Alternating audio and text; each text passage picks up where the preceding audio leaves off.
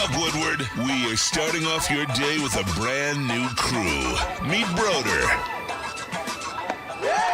I can't control my arms sometimes. My limbs are just kind of flying. Detroit Kool-Aid. Fired up! Y'all got Kool-Aid. I'm fired up! But with the Wake Up Woodward crew, he's actually a part of the family. Flannel Sam. Ask me about my wiener. Okay. Along with JB and KG. Wake Up Woodward gets you all of your Detroit sports talk. Every morning, 8 to 10 a.m. Live on Woodward Sports. A show for Detroit, by Detroit, with people from Detroit. Tell Siri to set an alarm. Because it's time to Wake Up Woodward. What up, though, people? It's Wake Up Woodward. It's your boy, Brandon Dan, aka Detroit Kool-Aid, your credential Pistons reporter and writer for the network. We got Flannel Sam, the vet of the squad, the vet of the network, all sports lover, and 1/3 of Woodward Wings. And I'm seeing it over there, the White Claw victory shades. Because those Detroit Tigers won again, man. And I'm fired up because we got a nice cast. We got a good crew in here today. Chat family, as always, you all are the most important part of Wake Up Woodward. So go on ahead and smash that like button. But the Tigers, man. Yes. Big win for the Tigers over the Orioles 5-3, but there was so much going on. I know we had boots on the ground all over the city last night, so it was a lot going on at home, a lot going on all over for Detroit, and we will tell the people about it. But you want to tell them what's on the docket? Absolutely. We're going to talk some Tigers. It's funny, these never gets old wearing victory shades, but I feel like I wear them damn near every day. But that's such is reality when your baseball team is at 20 games life over. Life of a Tigers fan. Hey, such is reality when your team is 20 games over 500. But yeah, we're going to talk about last night's game. But also, one Mr. Za'Darius Smith was at the BET Awards. Had some interesting comments. We are going to break those down. The ongoing saga of Za'Darius Smith. Will he, won't he? Just another turn. Another turn in that. So can't wait to break that down. Hey, another turn. Shout out to also Detroit native and star Cash Doll as well. So shout out to her. She's always putting on for the city on a big stage. And that's what I love to see. The representation is getting more and more for Detroit out there. And more people are falling in love with the city who are coming here. Got to talk to some people at the Big 3 event yesterday, and we're going to get more into that during our Woodward Pistons segment. But guys, we got Rod Beard. My bad. We got Rod Beard. But guys, Joe Johnson, who you're going to hear from him, man. He thinks that he should have been a Detroit Piston. Oh, wow. Yes. Okay. He was like, man, it was one spot away. You know what? We'll save it. We'll save it, man. But they're excited to be here, bro. Is this the Joe Johnson or just some dude named Joe Johnson? The ISO Joe Johnson. Jeremy Pargo, and you know what? Just the smoothest man, bro. T. Foss, I'm sorry. It used to be you. You've been moved down to number 2, which is not bad, and you got the hat. But George Gervin, the Iceman, in the building. He's the coach. Shout out to him as well, and he had a lot of nice things to say about what they're going to be doing here, obviously about the city, which is his hometown. So shout out to them, man. I can't wait till we get into that. But we do got to talk about these Detroit Tigers. They take out the Orioles 5-3. They move 20 games over 500. We keep saying this. At first, it was like, yo, they look like the best team in baseball. Yo, look at the record. Record-wise, it says that. But there was still some reserves about putting them or saying it with your chest. And you know what? I like how it's worded here, Flannel, in the thing. I'm gonna act as if this is in all caps. The Tigers are the best team in baseball right now. Yeah, and Dante151 puts in a super chat, which I was just about to mention, but I think it is definitely worth repeating.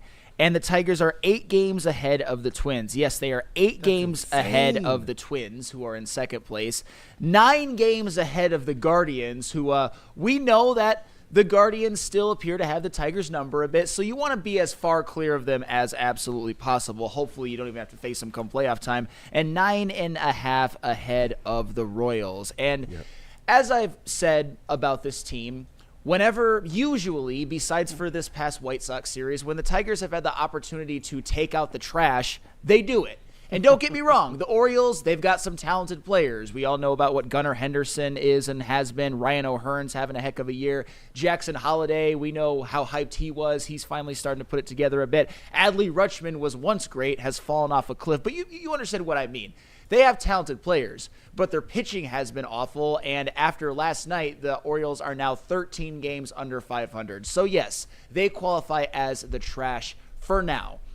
But last night, I want to start with this because I have been somebody who has at times, and probably unfairly last year, was a little critical of A.J. Hinch. And even sometimes this year thinks he gets glazed a little bit too much from time to time, but I'll glaze him for yesterday. Come on, hey, look, man, best team in baseball, not just for this season, but you got to go back to last year, too, from trade deadline on. I understand, but there's a lot of people that every time anything happens, Spencer Torkelson hits a home run, that was Hinch. Riley Green hits a home run, that was Hinch. Tarek School pitches start. That was Hinch. But you know what? Don't listen to this, man. I'm looking for the A.J. Hinch Krispy Kreme this morning. Oh, absolutely. Chat family, put it in the chat. I'm going to give it to him because I really like the way that he handled the pitching staff and handled Sawyer Gipson-Long in particular, because Sawyer Gipson-Long is somebody who, for the Tigers, has a lot of talent, showed some things in 2023, was always somebody who was thought of highly in terms of Tigers prospects. But this season, he's been thrust into duty probably earlier than A.J. Hinch and the Tigers organization would have liked due to the injuries to Jackson Jobe and Reese Olson. And in his first start, he looked a little bit shaky. However, this time with Sawyer Gipson-Long toeing the bump, A.J. Hinch decided to use an opener instead. Brant Herter, who pitched 2 2/3, gave up a run, has had a really good year himself. And then it was actually Chase Lee who finished off the third after Gunnar Henderson had tied the game with an RBI single. And then after that, they turned it over to Sawyer Gipson-Long. And as the Tigers' bats started to heat up throughout the game, it gave Sawyer Gipson-Long a cushion. He ended up going 4 2/3 of 1 earned run ball and really thrived in that role.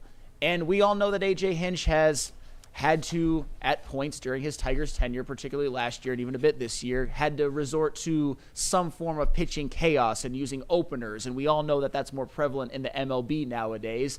And this situation was one in which Sawyer Gipson-Long thrived in, whereas he struggled when he was a starter. I just wonder if that's how Sawyer Gipson-Long is going to be used in his next upcoming starts and whether or not A.J. Hinch has found something. We all know that he is one who is willing to tinker with things and make adjustments on the fly, and I thought A.J. Hinch was brilliant last night. Sawyer Gipson-Long, don't get me wrong, still had to go out there and throw, but I thought A.J. Hinch, the way he adjusted Sawyer Gipson-Long's usage was very, very, very, very well done, Mr. Hinch. A.J. Hinch is always perfect, Sam. Look, Weezy D 313 and you are starting to agree way too much for my comfort, or at least having certain sentiments that align way too closely. He says, nah, A.J. Hinch had to earn it for me. I thought he was an Astros merchant, but he does believe now A.J. Hinch is like that. He is, but I think some people have a little bit of a misunderstanding on a manager's role on a team. Sometimes you just throw the lineup out there and they play, and sometimes you got to be a little bit more hands-on and a tactician, and we've seen A.J. Hinch do both. But you know what? When did it click for you with A.J. Hinch then? Because this has been a wild ride for A.J. Hinch and that support. This went from should he even be the manager to you're saying last year's when they clicked for you. You know, A.J. Hinch is like that because I'm one of the ones that, like Riley Green, how you ride with the ups and the downs. I'm not expecting perfection out of A.J. Hinch. But I have gotten to the point where it is completely trust in A.J. Hinch. I'm looking at what this team has continued to do over the last, I don't know, how many games can we string together now? 80, 100, 120? We're going to be soon coming up on a full games amount of season, a full season amount of games. And A.J. Hinch has had his team with the best record in baseball over that same span. Yeah, and it was at the end of last year, of course, when the Tigers made that run. And even though they had Tarek Skubal, who was still pitching at Cy Young level, and you saw people come back from injuries like Parker Meadows Parker Meadows was like minors and injury, then like Kerry Carpenter injury. Spencer Torkelson came back and was better when he came back. A lot of the reason why they were able to make that run when Skubal wasn't starting was because of the pitching chaos and the way that A.J. Hinch was able to handle the bullpen. And for the record, even though I'm the Hinch hater, which I'm not, I actually think that people at times this season have even been a little bit too nitpicky. Like when people were criticizing him for taking out Skubal against the Royals and putting in Brisky, that was just one game. I know people thought he was using Andy Ibanez too much, which he probably was, but at the end of the day, they're now 20 games over 500. So there's really nothing you can criticize Hinch for this year. Nothing. There's nothing at all. But that's where it leads me to the legend T. Foss, because I don't know. I guess the next question is what's next for the Tigers then? You got this pivotal trade deadline ahead. You have still a whole lot of games ahead and a lot of expectations. What's next for them? If they're putting themselves in the category and in a position where there's not much left you can criticize, you've seen this team. You've covered these teams, T-False. You've seen good Tigers baseball. You've seen them also fall off and not meet that expectation. What's next for them to make sure that this team can meet those expectations? I think the next step is for Hinch, management, ownership to get together and really look at this team and say, what does this team need to be successful in the playoffs? And, I mean, you can win a bunch of games, but if you see some flaws that you can get corrected, then you should do that. Let's see if they're willing to take the next step. Let's see if they're willing to take the uncomfortable step of making this team playoff ready and playoff bound. That's the thing I want. And another thing I was thinking about, you know what Detroit is? Detroit is the birthplace of new ideas because of Hinch and Dan Campbell. Yeah. Hey, what up, though? That dude, Justin, I see you over there. You ready to go with the stick mic? Is the stick mic working? I don't. We got to figure out if T's mic is working or not. If not, we can rock with the stick mic because he was over there spitting facts. I wanted the people to be able to definitely hear that one. But what up, though, Justin? Yeah, I just think that you're at a point where Yeah, we'll roll with that one. you're a right-handed bat away. You're another good relief pitcher away. And with your starting pitching injuries, you may be a starting pitcher away from really putting yourself in that class of being the true favorite in the AL with the way that all the teams are depleted around the AL. I think that you are in the driver's seat right now to make trade deadline additions to really bolster this roster. And I think that as they continue to win, you continue to have to think, all right, they got to make a move here and shore up this roster. Hey, and that's 100% fair. I'm really curious because I think we're still at a point where we don't know who all is going to be available. I know Bo Bichette is somebody that has been talked about, I don't even know about rumored, just somebody that you think might be available. But I've continued to say the Toronto Blue Jays are still trying to make the playoffs. They've got a talented team. They're right in the midst of the wild card race, so maybe they would rather make a run, get into the playoffs, and see what happens. We'll see how it all shakes out because there's going to be some guys who are on expiring contracts who have no real use to the team that they're on now because good players playing on bad teams and still putting up numbers is a tale as old as time because baseball is the ultimate team sport. But we shall see. But at the end of the day, this team right now, even though they might not be complete and you'd like them to definitely explore the trade deadline at the absolute Yeah. like less like the lower end, they're still a really good team. And with the guys who have came back recently, like Wensiel Perez, for example, that's a pseudo trade deadline ad with the way that he's been playing, even though it's not. He wasn't available for the first 50 games or so. Parker Meadows as well, even though he's scuffling a bit. I see Jay in the chat. Great. Another show about Za'Darius. Bro, we're talking about the Tigers with victory shades on and a guy that's literally in a Riley Green jersey over here. Jay, I want you, as we say what up, though, to some friends, put something in the chat about the Tigers, about what you think we should talk about. Yes, we got to talk about Za'Darius Smith, especially when the man himself confirmed something that realistically blew up everywhere yesterday. So I don't know if people are living underneath a rock, but we're going to definitely get there. JB Smooth, who do you want us to say what up, though, to? Let's see over here. I got to tell him about Mad Packs, actually. Hey, Man, interesting. All right. Mad First Fuck. time Mad Packs. Oh, where you at, Mad Oh, Packs? that's you, Chase. Oh, does Chase got it? Or Yep. you want me to do it?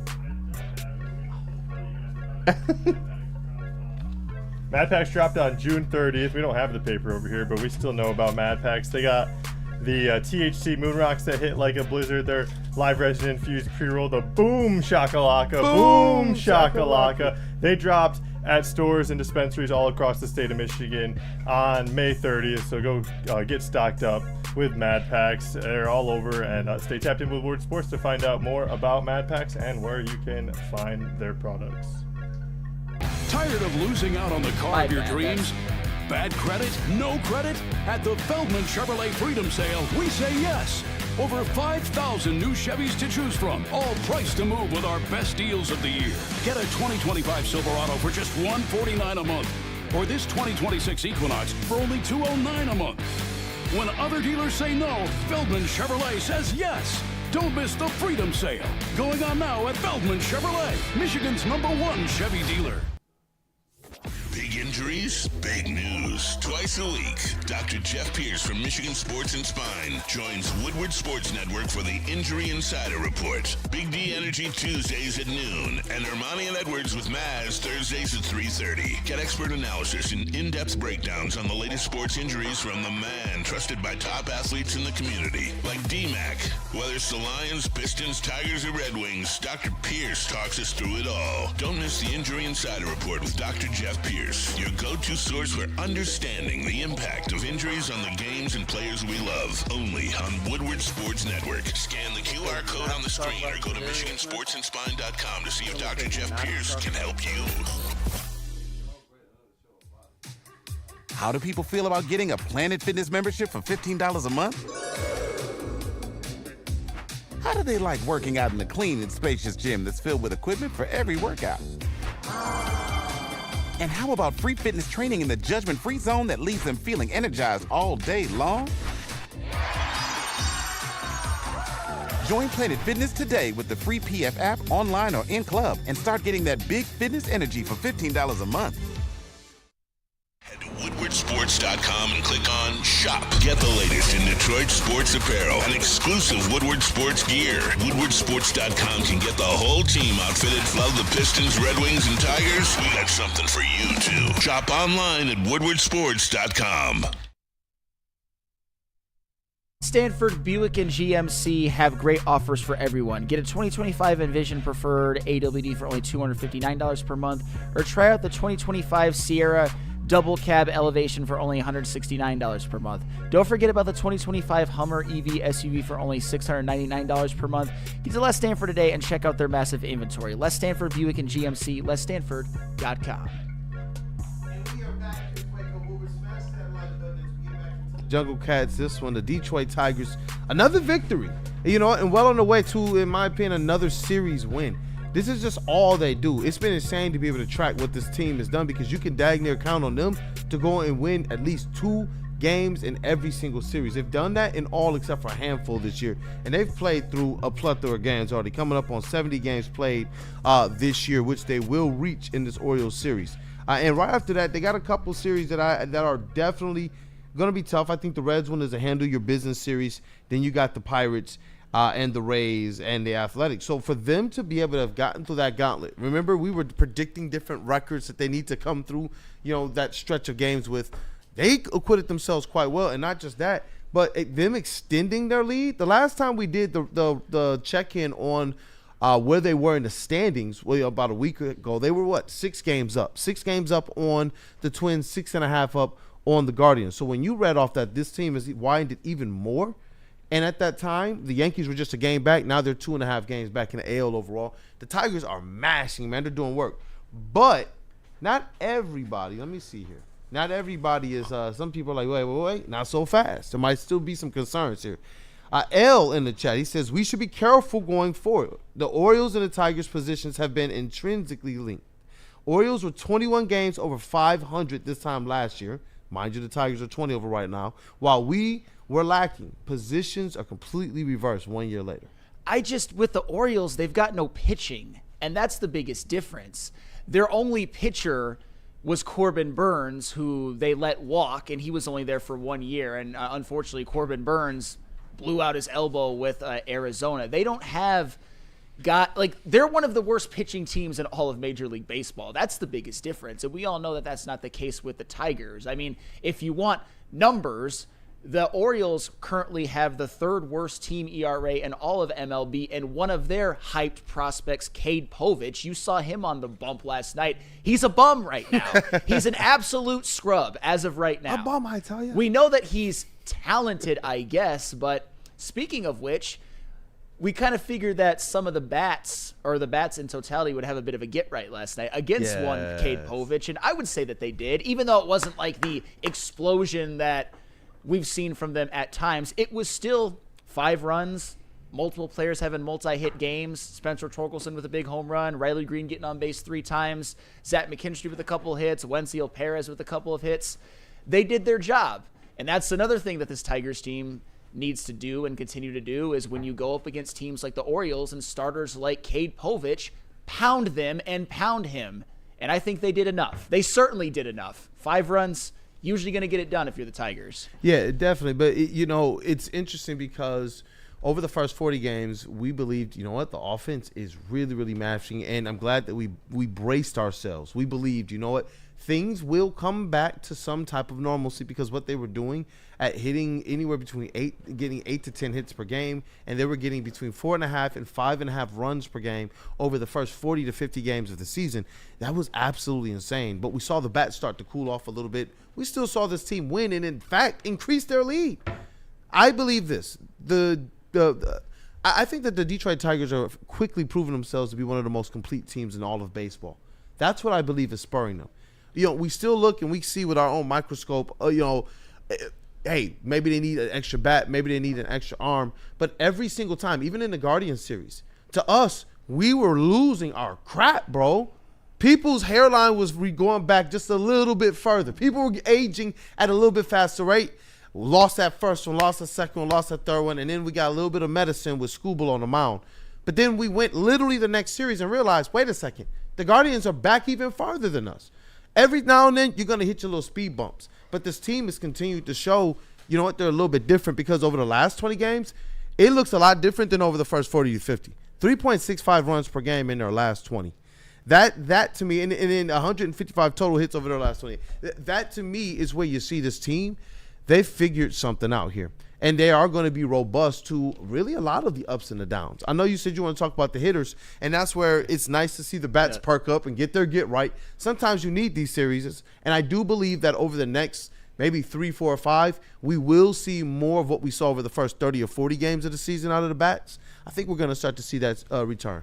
And the fact that the Tigers have been able to win these games and extend their lead in the AL Central despite the runs per game being down, that says something about the Tigers team and the pitching, but it also says during the ebbs and flows of a baseball season, sometimes the teams that you need to slump a little bit do the Tigers some favors. So shout out to the opponents of the Guardians, Twins, and Royals lately for doing your job as well. And speaking of the bats, WeezyD313, just straw manning for the purpose of straw manning. Sam, are these torque bombs meaningless too? Wheezy, you're acting kind of like a bitch-ass torque slappy right now, with all due respect. With all due respect, because I have never once said one bad thing about Spencer Torkelson this year. I've continued to be complimentary. Even when some people lamented some of his slumps, I was still there being like, it's different. He's got a better approach at the plate. He's walking more. He's still got good numbers, and he always manages to snap out of it. I predicted him to snap out of it in this last series against the Cubs, and he did.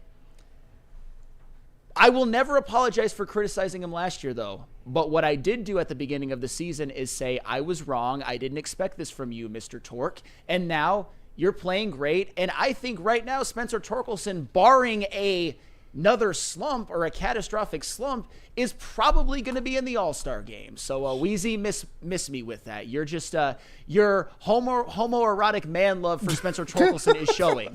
Come on, stop being so sensitive. Hey, you know what? Hoof-hearted in the chat. I see you, man. He says a Tigers slump, and he puts that in quotes, is 6-4 in their last 10. Meanwhile, the Twins, Guardians, and Royals are all 4-6 in their last 10, while the Yankees are 5-5. Which shows why the Tigers continue to increase that lead, man. They continue to just go out there and win 2 out of 3. Steve-O, baby, Kool-Aid. How can there be concerns when you're on top of the mountain like the Detroit Tigers? I have no concerns. Like that song, all they do is win. All they do is win, win, win, no matter what. But that's the thing. I want to be able to drink all the Kool-Aid. I really do. And that's why I had to tap in with the legend a little bit earlier. Like, this is a situation where it's just an absolute lock. This is where Detroit Tigers fans are. Do we just ride the wave as if, you know what, everything is good? This team is going to cash in on all the expectations. Because part of me, as a Detroit fan, no matter how much Kool-Aid I drink, there's still, we all know as a Detroit fan, there's still a little bit of that skepticism that just kind of lives in the back, like, what could go wrong? Everything is rolling right. They're even overcoming adversity. They're overcoming slumps. They're overcoming if Riley Green doesn't hit one night. Then they're overcoming some nights when it's just Riley Green hitting. You know, it's an insane thing to be at with the Tigers because you look at the records, and it's like, yo, this team is 20 games over 500, and they're leading everybody in the majors right now. And they've been doing this for a long time, not just this season. It reminds me of the start of the Lions run.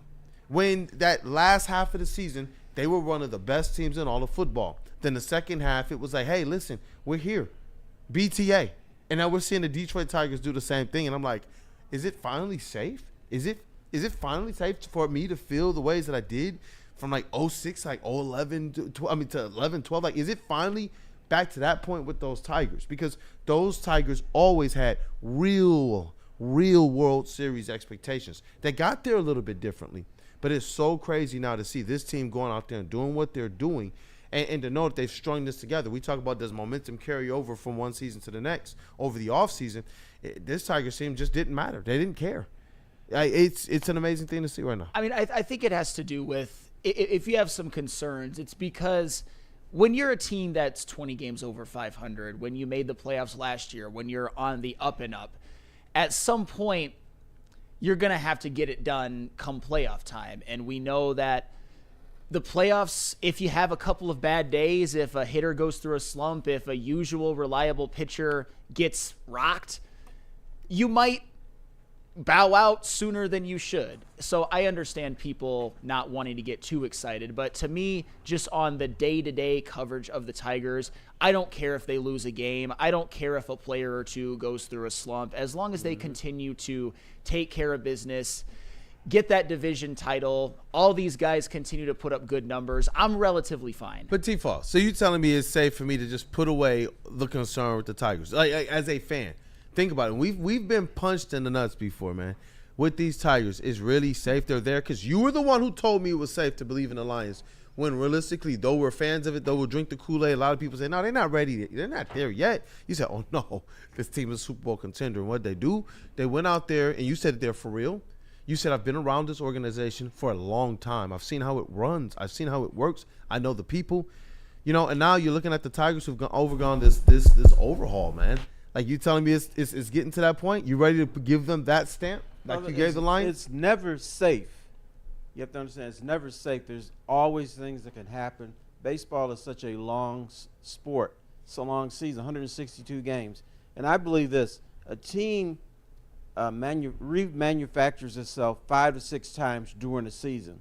So what A.J. Hinch is doing and what the rest of them are doing is trying to figure out how can this team be the best of itself in August and September and October and November, December, however long they play. Bro, you're right. Right. So, but in baseball, I don't care who you are, 27 Yankees, the 06 Tigers, you're going to go through a slump. You're going to go through periods where you're like, what the hell is going on here? And you can't figure that out. Tigers haven't really been through that. If you want to talk about a 3-game losing streak, that's not a slump. I'm talking about losing 9 out of 10, 9 out of 11 or something like that. And that's going to happen at some point. Now, I'm going to tell you, when it does happen, don't freak out. You know there's going to be people who do, though. They will. There will be one of them. I listen, I promise to be on good behavior, man. I really do. You know, when I look at the Tigers, it's almost like, okay, I think we can start to use that elite word. And you know what? National media was saying it before us. We covered it on the show, about a month and a half ago, when they were, 20, 30 games into the season. They were like, these Tigers are actually for real. They didn't even say might be.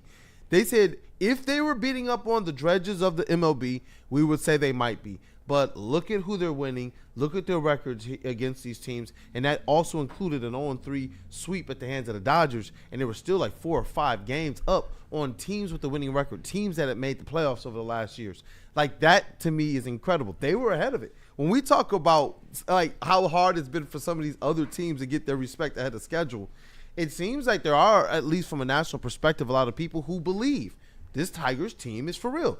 And I've even heard some of the narratives when you listen to some of the podcasts and some of the broadcasts. They're almost as if like almost with a voice of where Florio takes tone against the Lions. They almost take tone like, just accept it. They're here. This is the Tigers. That's true, but here's what management needs to figure out. I think I said this earlier, but I was being censored. No, their job is to figure out what adjustments do we need to make. And even though things are going great, and even though fans can be saying, hey, stuff is perfect, you as a front office person can't look at it that way. You have to look at, okay, what happens when this team has to play somebody best 4 out of 7, or best 3 out of 5, or whatever it is? How's this team going to get through this season? Pitching, batting, what are the flaws? And you know, you can't just sit back and say, okay, the Tigers, let's say they're 40 games above 500. You just can't sit back and say, oh, they're 40 games above 500, nothing to worry about. You always have to worry. Oh, absolutely. It's a tale as old as time, teams running through the regular season and then flaming out in the playoffs. I mean, heck, the Dodgers are a great example. They've been the best regular season team in baseball probably over the past 15 years in totality, and I've only cashed it in twice. And I'm not saying that the Tigers are the Dodgers. It's just, to Terry's point, we're graduating, I think, as a team with how good they've been this regular season. Obviously, we're going to enjoy this and we're going to love every minute, but playoffs and playoff success is ultimately going to be the final gauge. I mean, you're right. They can't go in. That's where we are in Detroit sports, though. That's it now. The gauge is now for all of our teams, playoffs, even the Red Wings. If they don't make the playoffs this year, there's going to be a lot of unhappy people. All 4 of our teams are now at that precipice. 3 of them have proven to be viable. That dude just say he will Mr. crash Flannel, out. Yeah. with all due respect, the Dodgers, that's called choking. Oh, of course. They choked a ton. Oh, my goodness. Just to let you know. Trust me, I am the biggest Clayton Kershaw slappy there is, and time after time after time, he would tear my heart in two with another playoff flameout. So trust me, I'm very familiar with the Dodgers and their playoff struggles because I actually root for them to do well when they're not playing the Tigers. And hopefully, I mean, the Tigers, obviously, they could only, I think, dream of the regular season success having that over such a sustained period that the Dodgers have. But you don't want to be that organization that gets in and continues to flame out in the playoffs. Obviously, I don't consider last year a choke because it was their first time in so many years. But this season, with the way that their regular season is trending, they might skip that early round. They might graduate right ahead to the ALDS and be heavy favorites. Got to take care of business. And you know what? ESPN, in their power rankings, they got the Detroit Tigers ranked number 1. And you know what they did? What moved them ahead of the Dodgers? Because for a long time, even if they had the better record, they didn't have the Tigers ahead of them. They mentioned the pitching.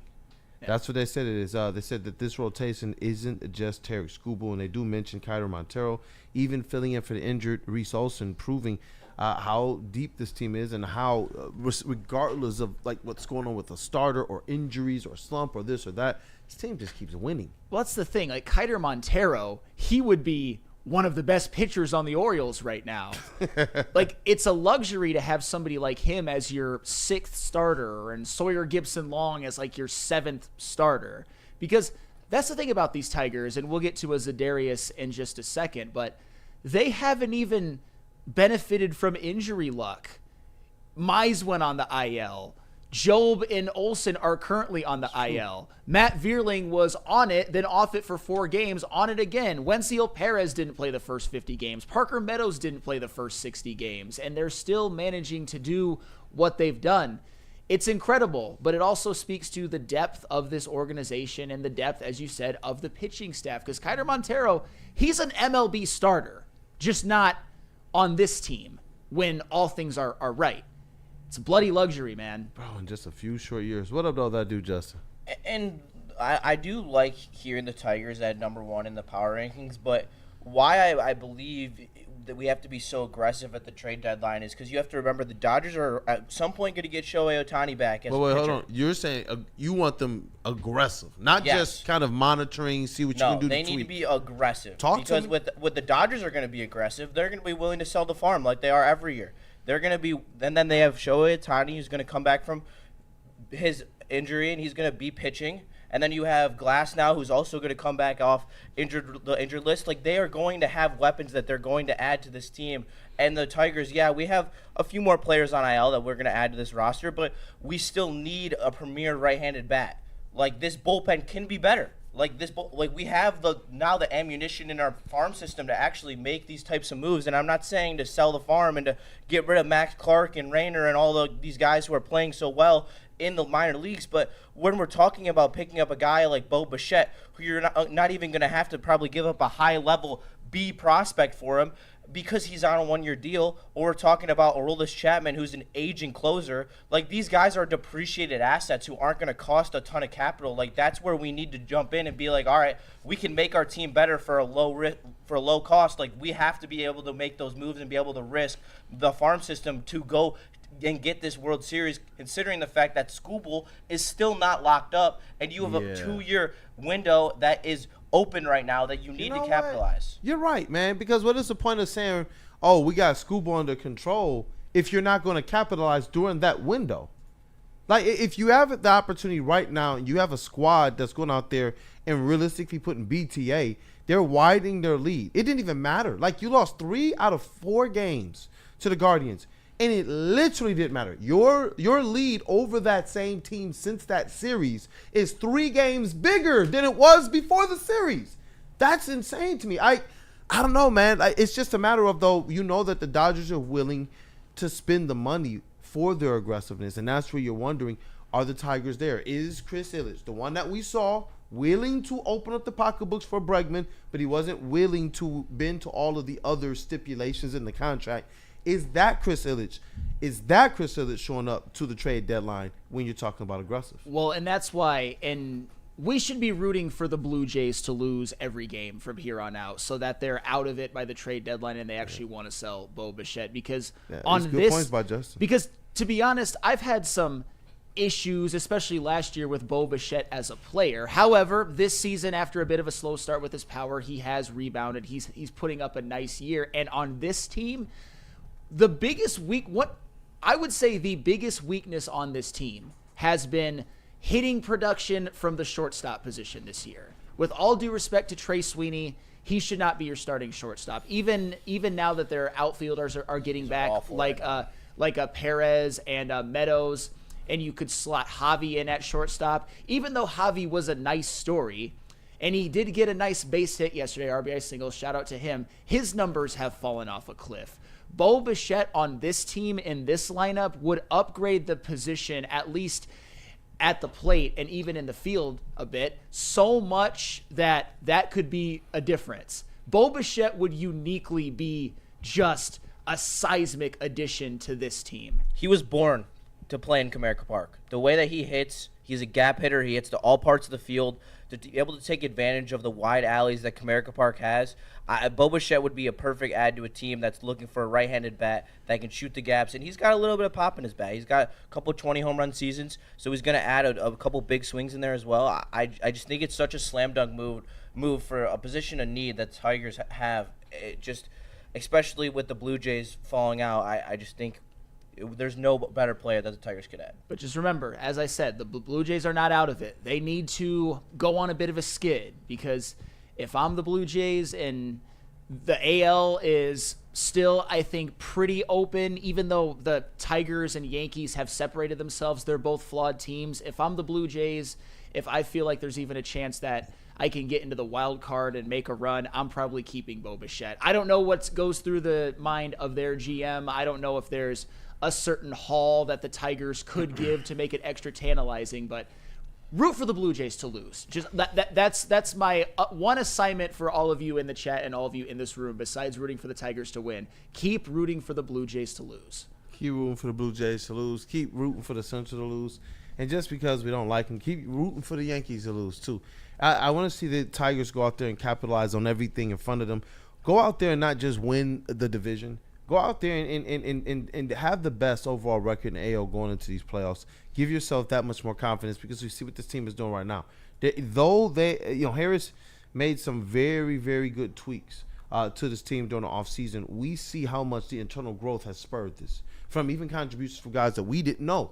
We were hoping that we would get mild contributions from Torque and Javi, and a lot of people would have been happy with that. Instead, we're getting borderline to all-star level performance out of some of these players, and it's an awesome thing to see with the Tigers. I do believe this, Terry Foster, again, you're making me feel comfortable here, stamping them. I do believe this Tigers team is one that has a lot of expectation ahead of them that they are going to be able to capitalize on. So, I also want to ease your mind on something else. What up, though? You asked, would Chris Illich moves for a relief pitcher? He was all right with Bregman. He opened up the pocketbooks a little bit. No, he actually did not. Oh, talk now, to me. everybody is, and a lot of people say, well, Chris Illich just opened up the pocketbooks. He doesn't care. Yes, he does. If he had signed Alex Bregman, do you know where the Tigers would have ranked payroll-wise? 13th. So he's willing to be in the middle of the pack. My problem with him is if your team is in a position to win a World Series, and then at the very end of the season you say, well, you can do this, but you got to pay 40 or 50 million for somebody. You have to have your payroll in a top 5 position. I don't think he'll do it.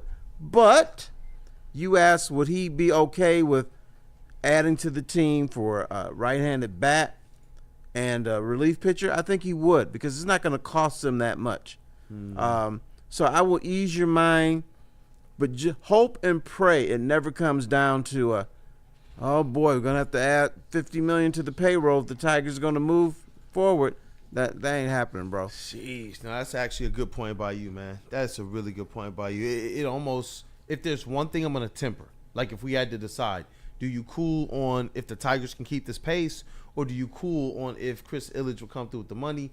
I believe that is very, very more likely that the Tigers continue to BTA the rest of Major League Baseball than it is for Chris Illich to say, you know what, let me make a season-defining move or two, and that means open up that pocketbook and doing things that we've seen some of these other teams do that have won the World Series in recent years. So let's see. If the Tigers keep doing what they're doing, it's not going to come down to that.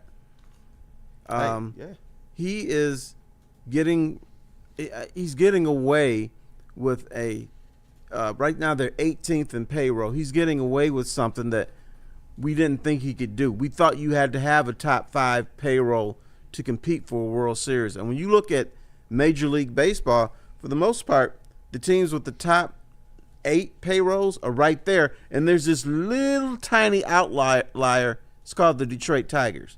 They're doing it in a different way. They're just getting good players, and they're doing things like last night. They scored 5 runs, but most of it came with 2 outs. That doesn't happen all the time.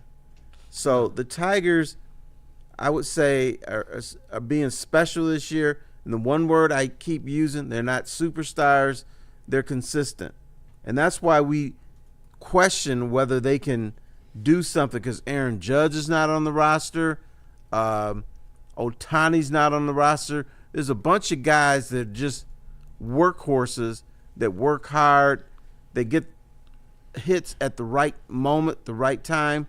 They're not splashy. They're not killing people. They're doing what they have to do to win.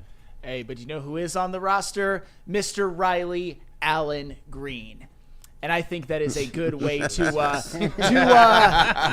onto Mr. Za'Darius Smith. How you feel about Riley Green? Just brief, T-Foss. You know I got to do this to you, man.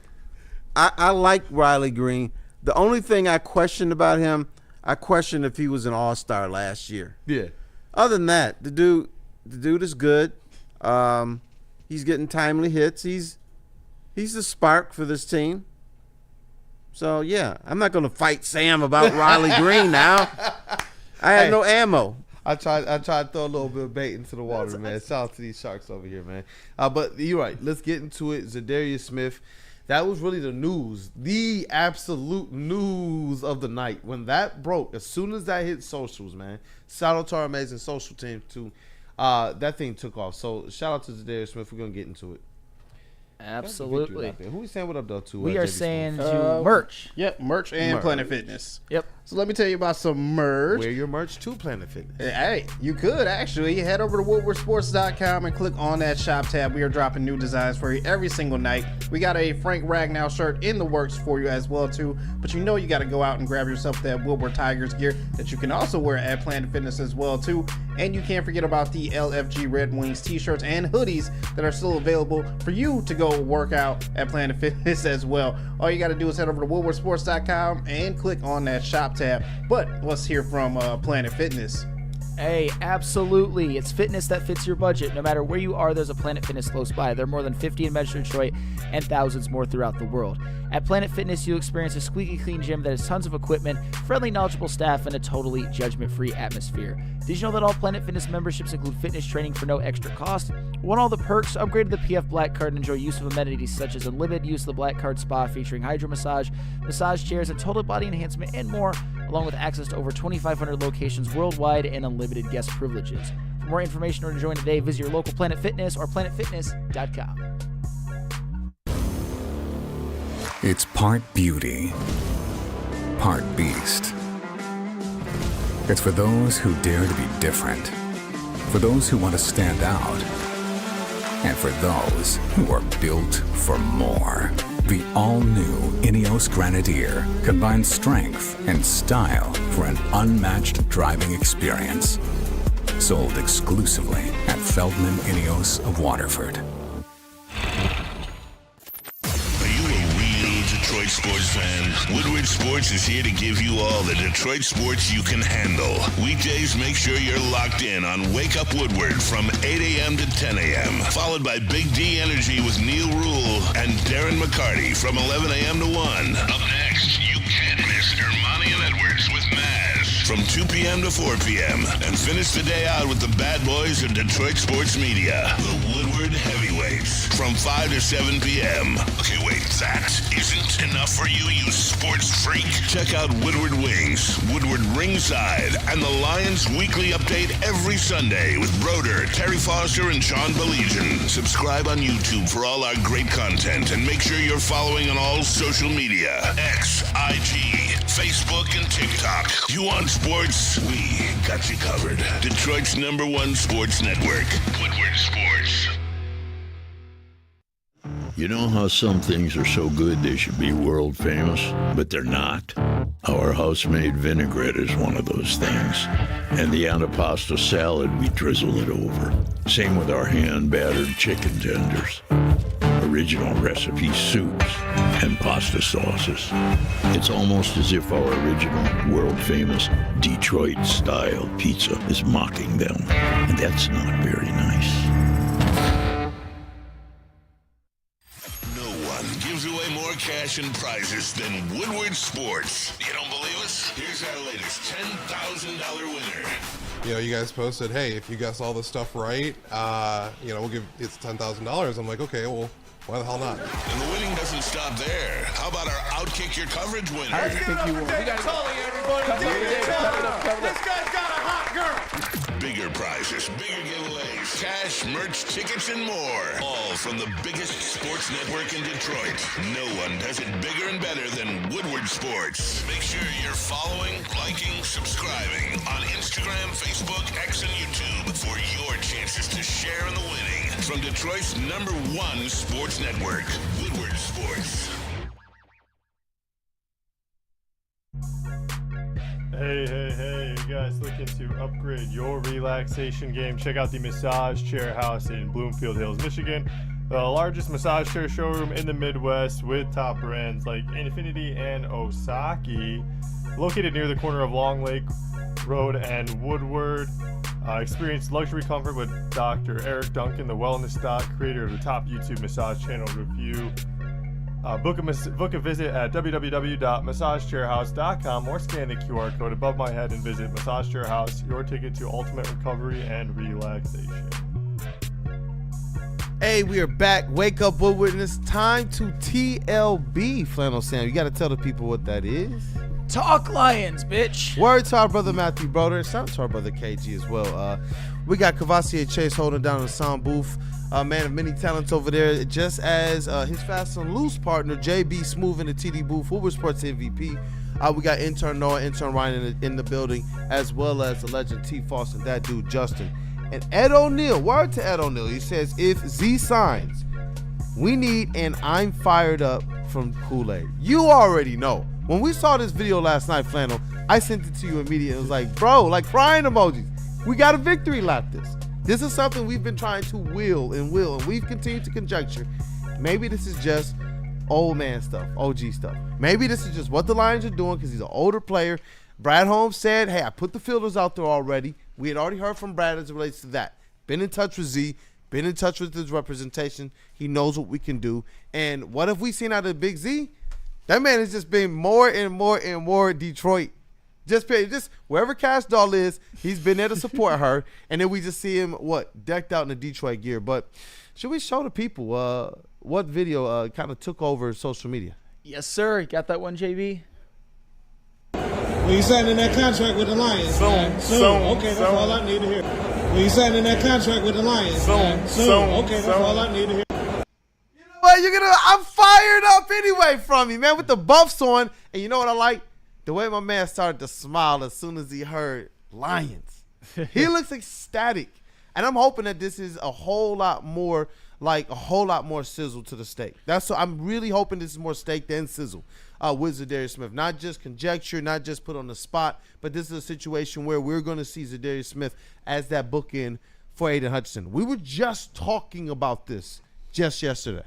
Talking about this. Yeah, and all right, just to clarify one thing before we get going, I did say that yesterday if it came down to Jair Alexander or Za'Darius Smith, I would prefer the Lions to sign Jair Alexander. However, that is far less likely, and that does not mean that I don't want Za'Darius Smith. In fact, bring them both in. You can afford it, but that's another story for another day. Of course I want Za'Darius Smith on this team, and it's encouraging to see him just answer the question in the way that he answered it. I don't know what it means. Hopefully it means something. But one thing, though, that continues to give me a little bit of cause for pause. I want to come in. I want a victory lap. I want to get excited, but he's still not here.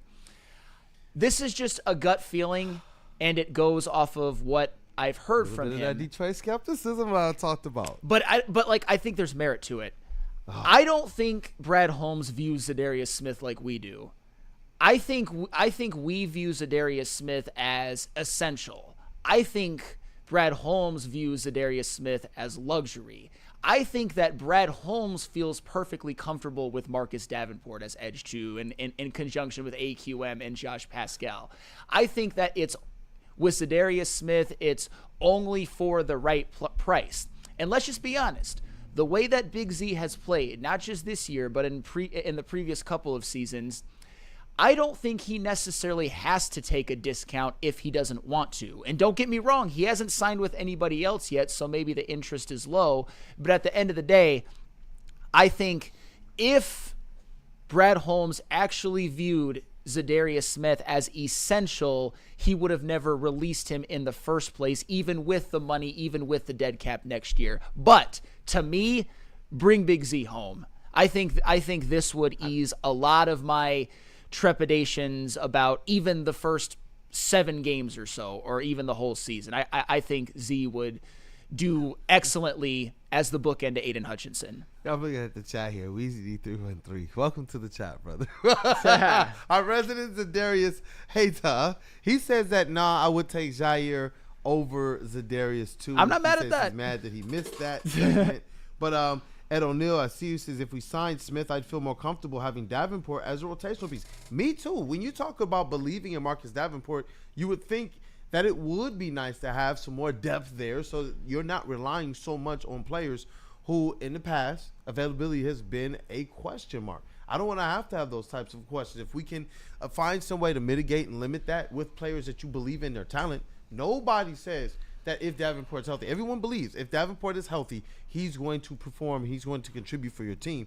But I do believe, more so even than keeping him healthy during the season, keeping them healthy and having just that much more stamina, like we saw with the Eagles through the playoffs, like we saw with the Eagles in the championship, in the Super Bowl. I do believe that type of stuff matters. It helps. We talk about what bringing in these young players does for their tandems in their rotation. We talk about what having the depth at linebacker last year did for this team, where they literally were like, hey, you know what, depth to all the linebackers. And Jack Campbell was just sitting there looking around like Will Smith at the end of Fresh Prince of Bel-Air. It was absolutely crazy. So for me, you already know, Za'Darius Smith has been a constant refrain. Draft season, before draft season, after draft season, OTAs, it's been a constant refrain. Not that I believe that he's some world beater, but we don't know who Za'Darius Smith could be against on the opposite end of the world beater in Aiden Hutchinson. On this revamped defensive line with who Brad Holmes is saying is a hungry Tyreek Williams.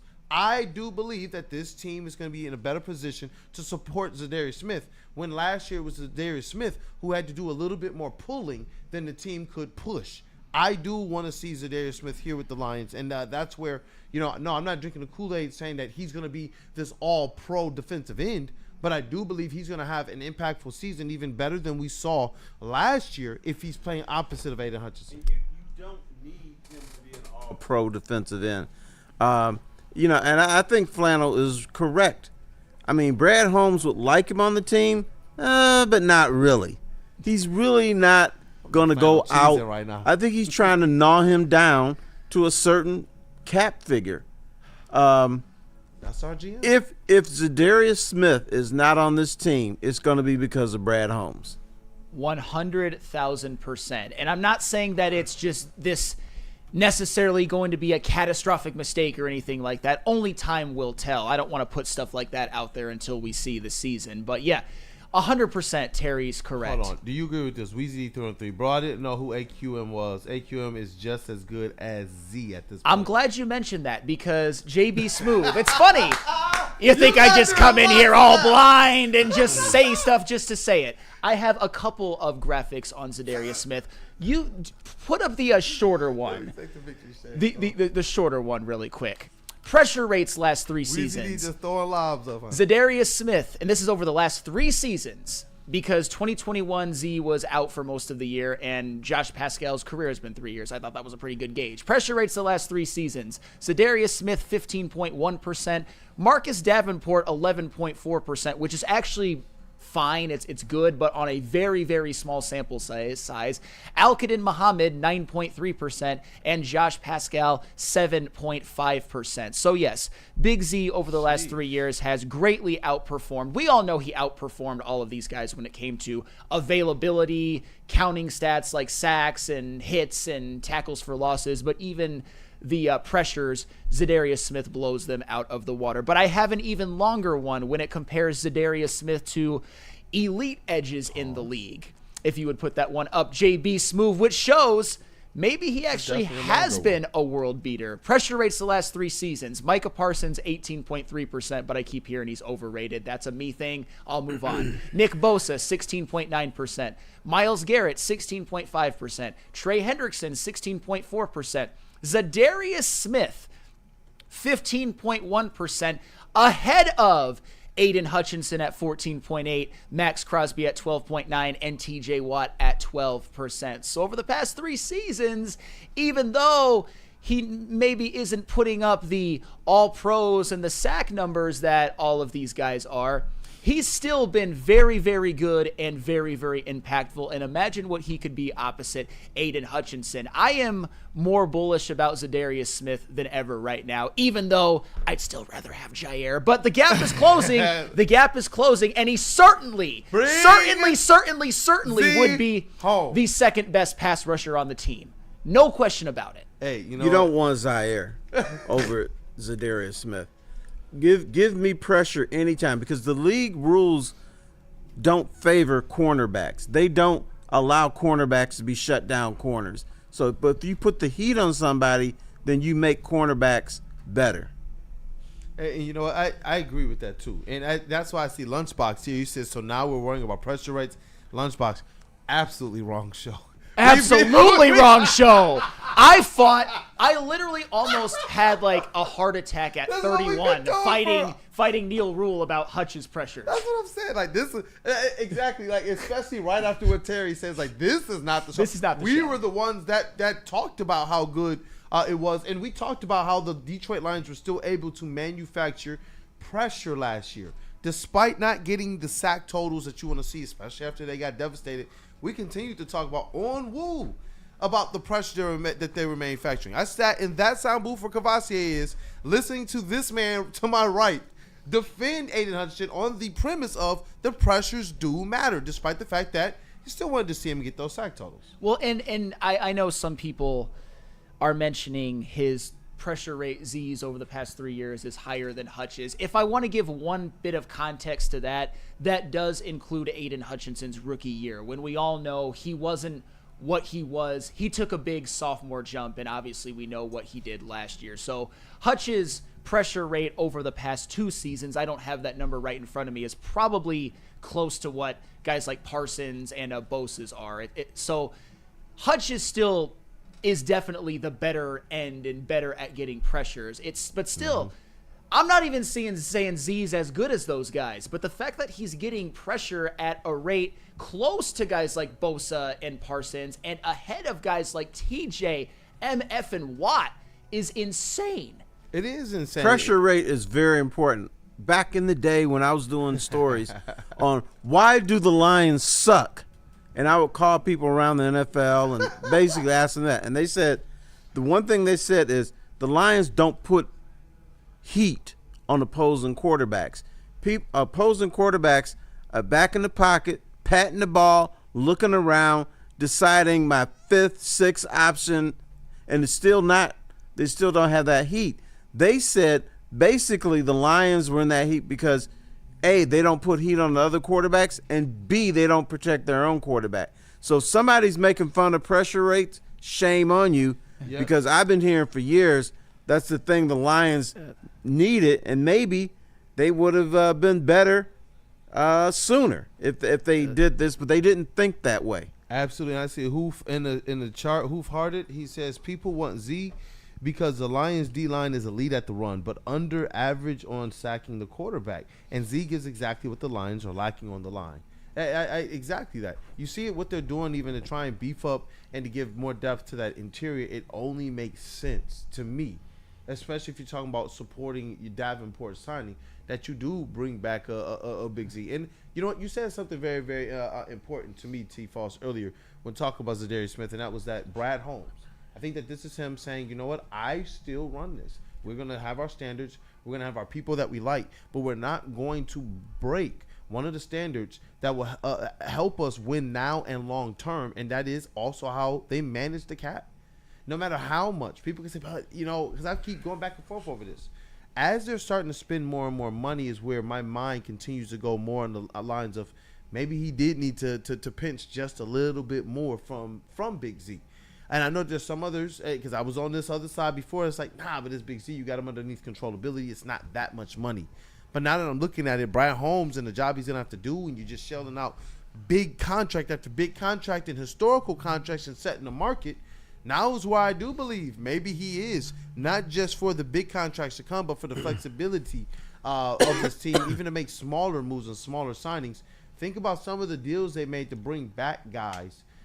In what was it, about $6 million or so? I think that they saved with Big Z, with how they cut him. You look at some of those smaller signings that they did, and you can see exactly what the Lions are trying to do. Right, but you know what happens a lot of times. And I think this has happened in this case. Brad Holmes is saying, "Hey, dumbass media, don't tell me what to do. Dumbass fans, don't tell me what to do. I know better." And what's going to happen, he's going to go through all this ring around the rosy stuff and say how unimportant an edge rusher is. He's going to say it over and over and over again. Then at the very end, guess what he's going to get? An edge rusher.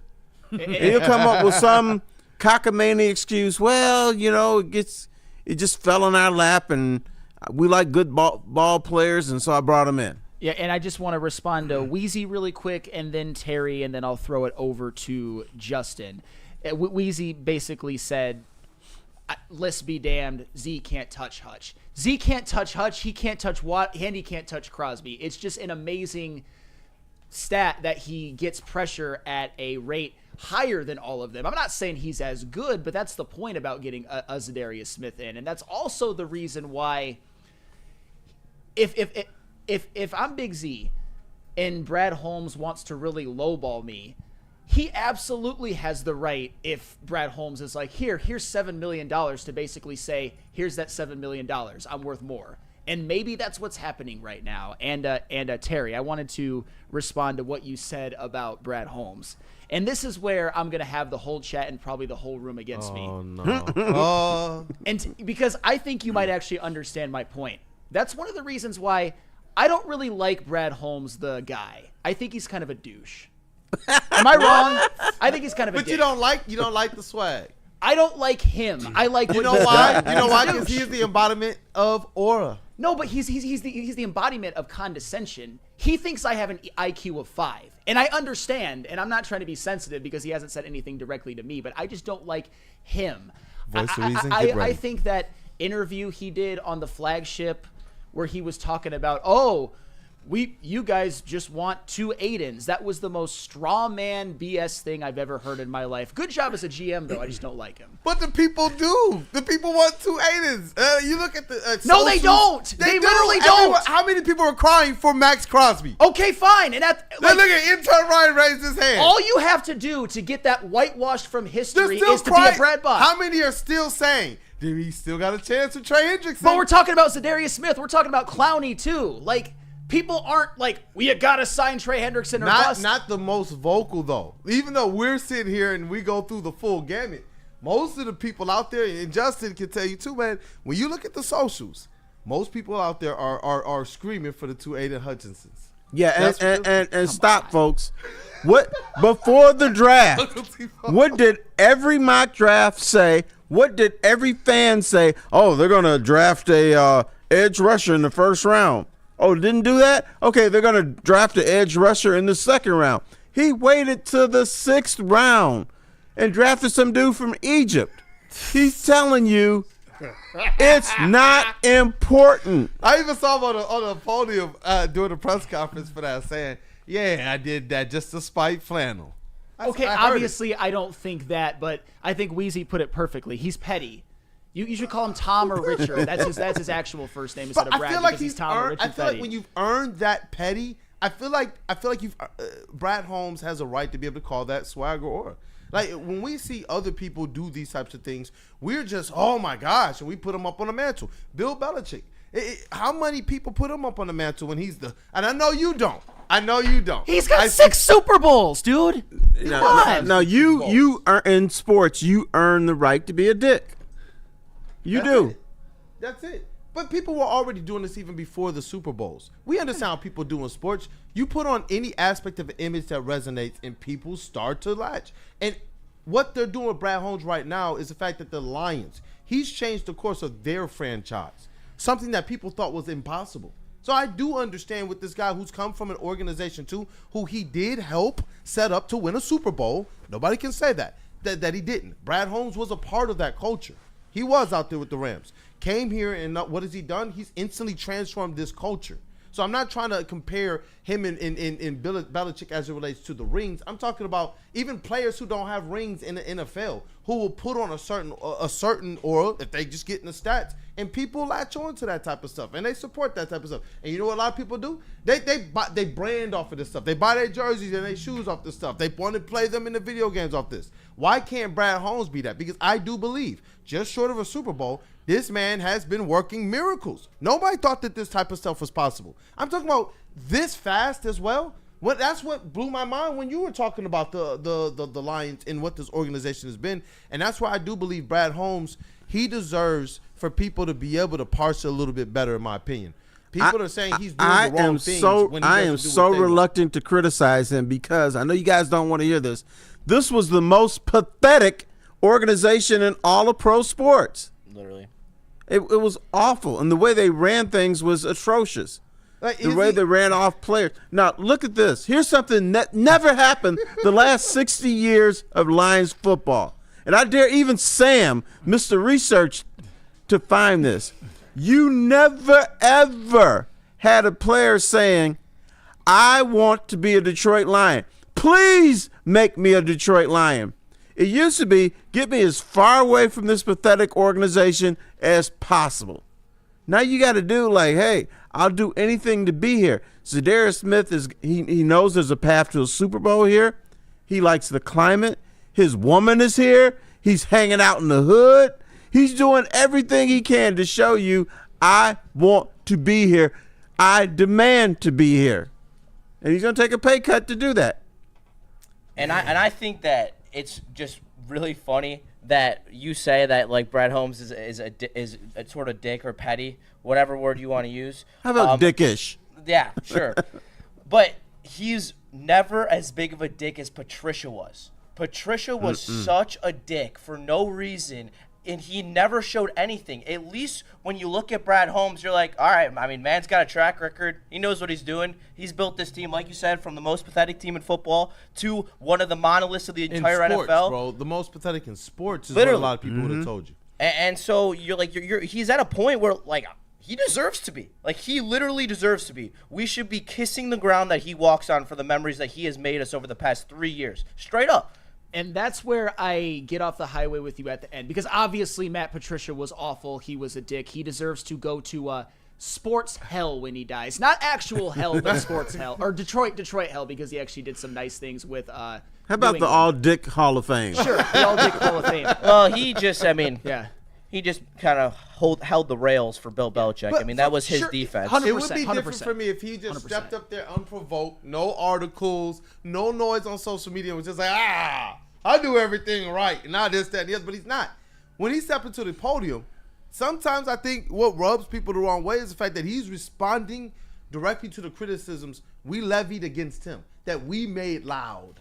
You know, and I'm saying we collectively, you know, because he's hearing this stuff. We know that they're tapped in. Dog, they saw freaking Booner drinking a Kool-Aid bath and smashing the beers over himself and talked about this. Yeah, I wouldn't show it, Brad. We know that they hear all this stuff. And I think more than anything, I believe he's telling people, hey, we finally have the team and the organization where we can all be smug, where we can all be the whatever the characteristic that you're levying against them. I think he's telling people, hey, chill out, trust me.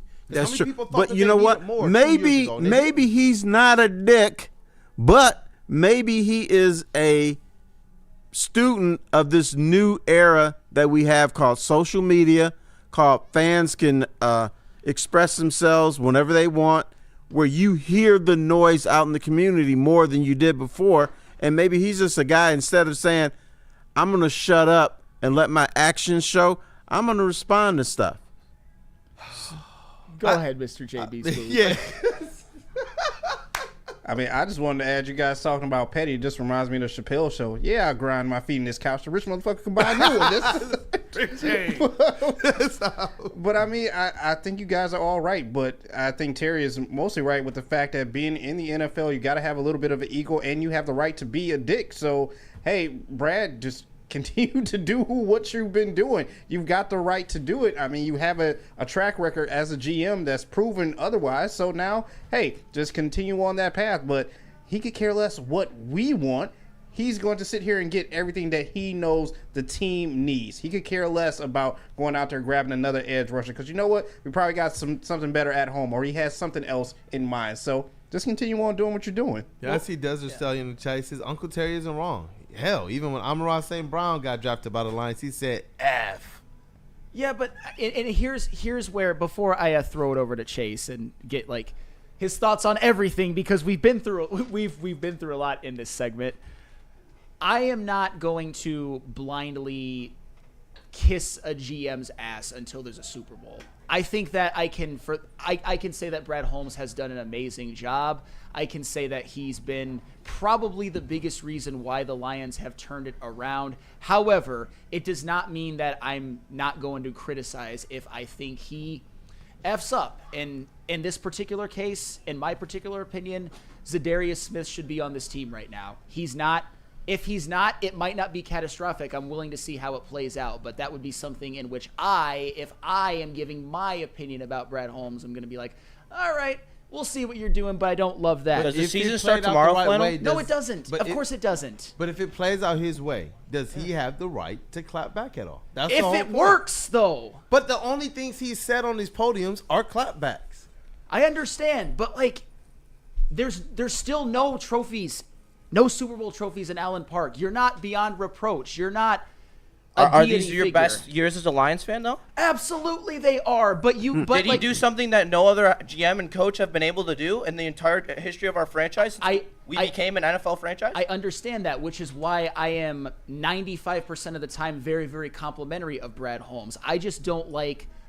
There are literal people probably in this room, probably in this chat, that if the Lions were to sign me, Flannel Sam, as a backup corner, as a 33-year-old slow guy, they'd be like, oh, that's an underrated good signing. That's the type of stuff. He is not beyond reproach. He is the You best. work hard. I'm a grit guy for sure. Like, Brad Holmes is the greatest GM in Lions history. He's a top 5 GM in the NFL right now. He's done a fantastic job. He is just not above reproach. Everything you're saying, Justin, is true. But I have a question for Justin, who's clapping back and being all saucy over here. What if this whole thing with Brad Holmes and Dan Campbell does not result in a Super Bowl appearance? Would you be okay with that? What's the window?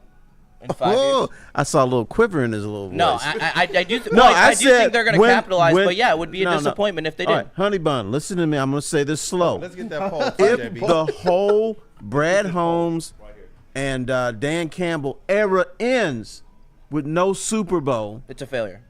Okay, and Straight would up. you be completely happy? No. So in other words, a man like Flannel Sam could still have some wiggle room. Like, I understand he's taking his organization here, but I still have questions because the journey is not complete.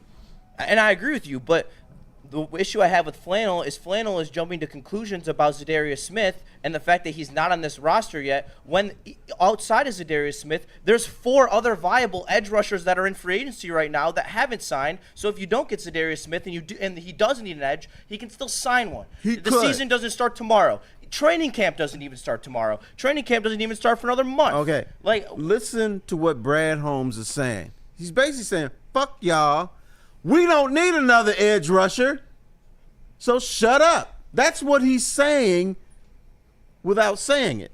I'll believe it when week 1 comes around and there's not a different edge rusher other than Marcus Davenport on the other side from Aiden Hutchinson. That's when I'll believe it, and that's when I'll get mad about the edge situation. But after you go through the preseason training camp cuts, and if there's still not another edge in the room, that's when I'll start to be like, I will criticize Brad Holmes for not bringing in an edge. But until the first snap of the season starts in week 1, I'm not going to question him because he has all the time in the world to do it.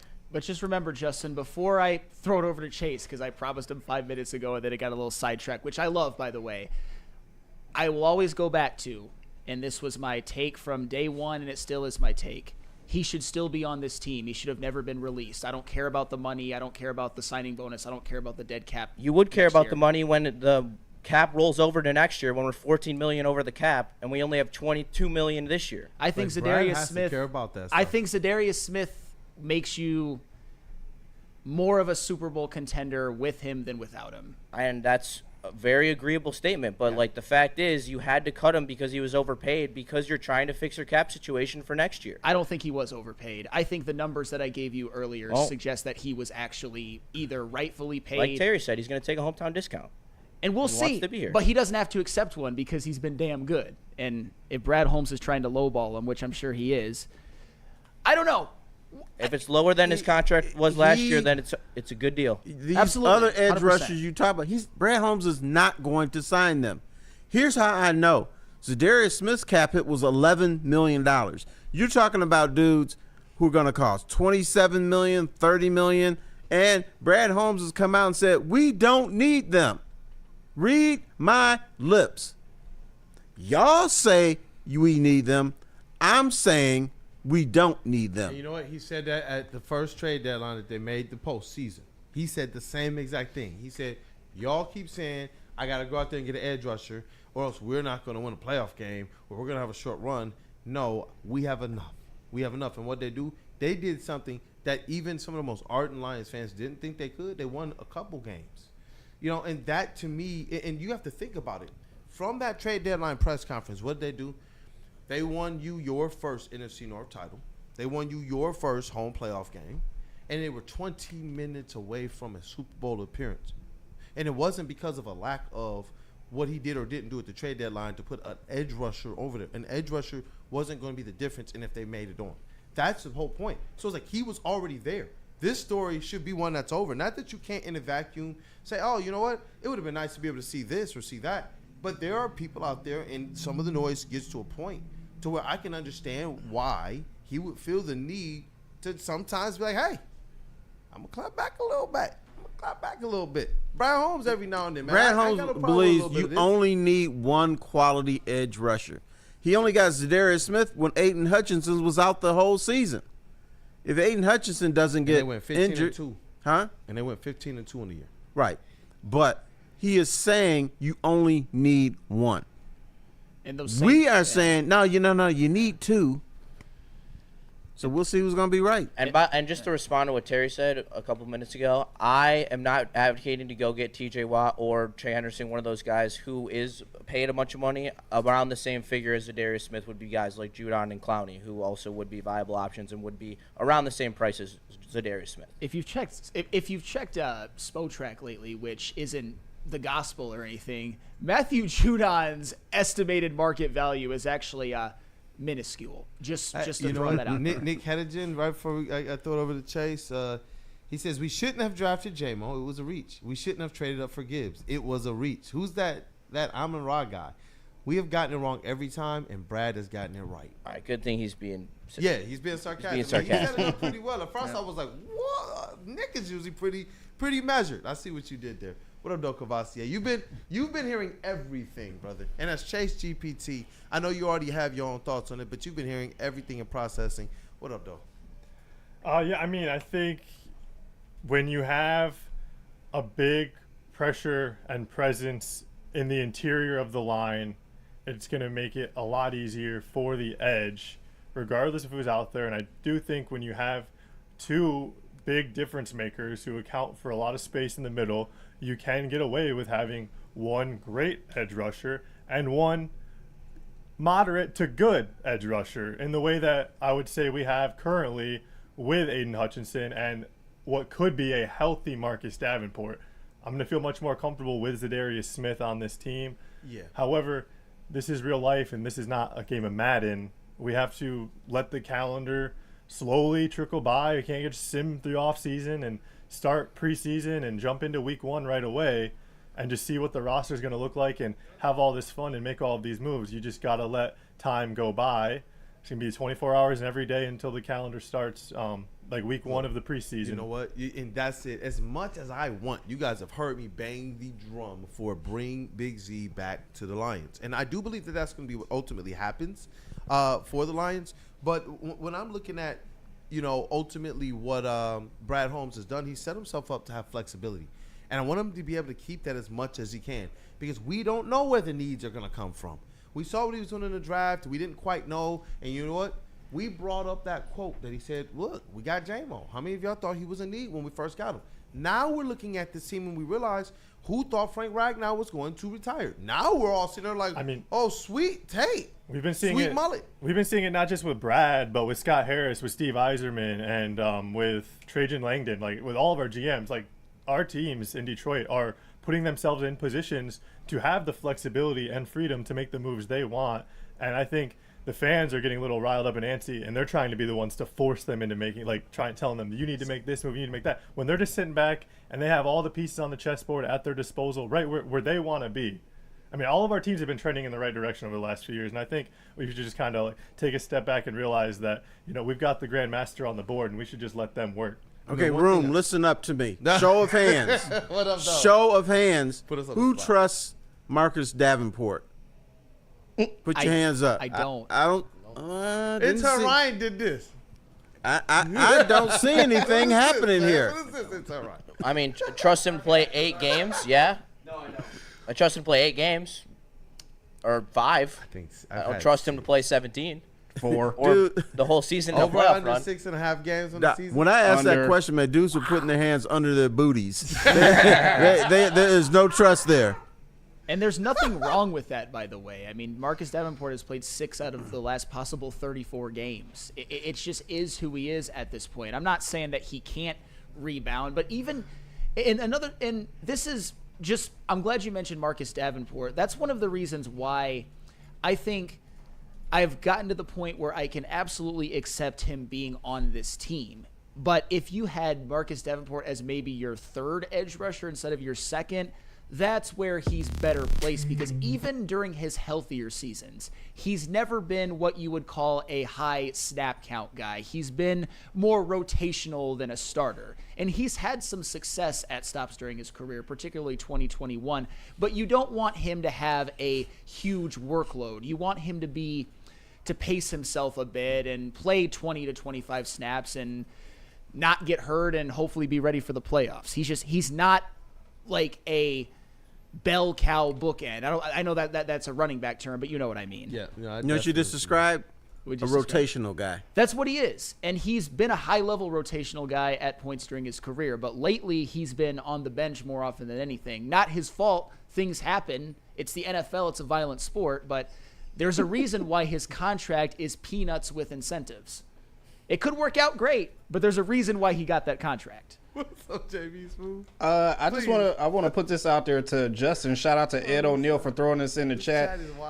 He asked Justin that, hey, you know what? Why don't you put your hair on the line if Marcus plays more than 8 games? Hell no. No.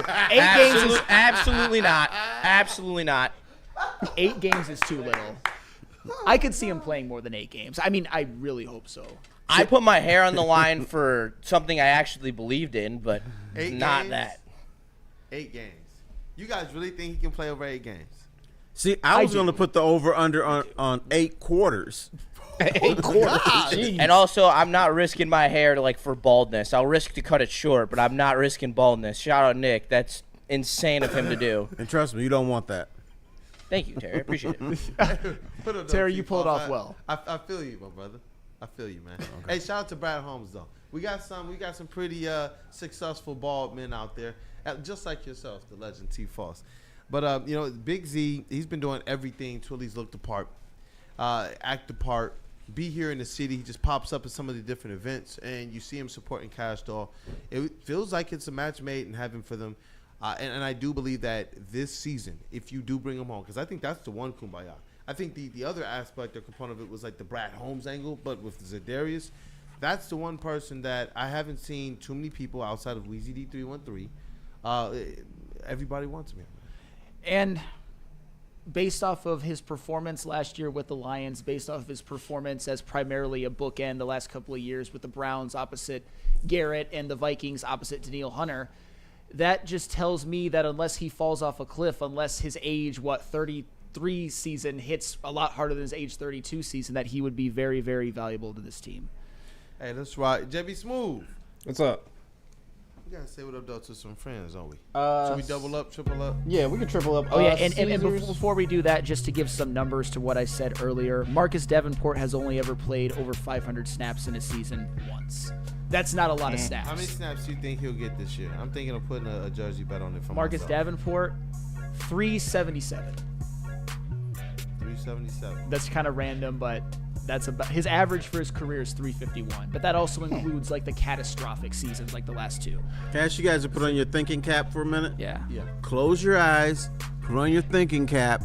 You got a guy like Za'Darius Smith who's begging. He's begging to come here. Oh, yeah. Why do you think it's not happening? Is it too soon? Brad Holmes just doesn't really want him. Za'Darius is trying to squeeze a little bit more money. What's going on here? It's because Brad Holmes doesn't view Za'Darius like we do. He views him as a luxury.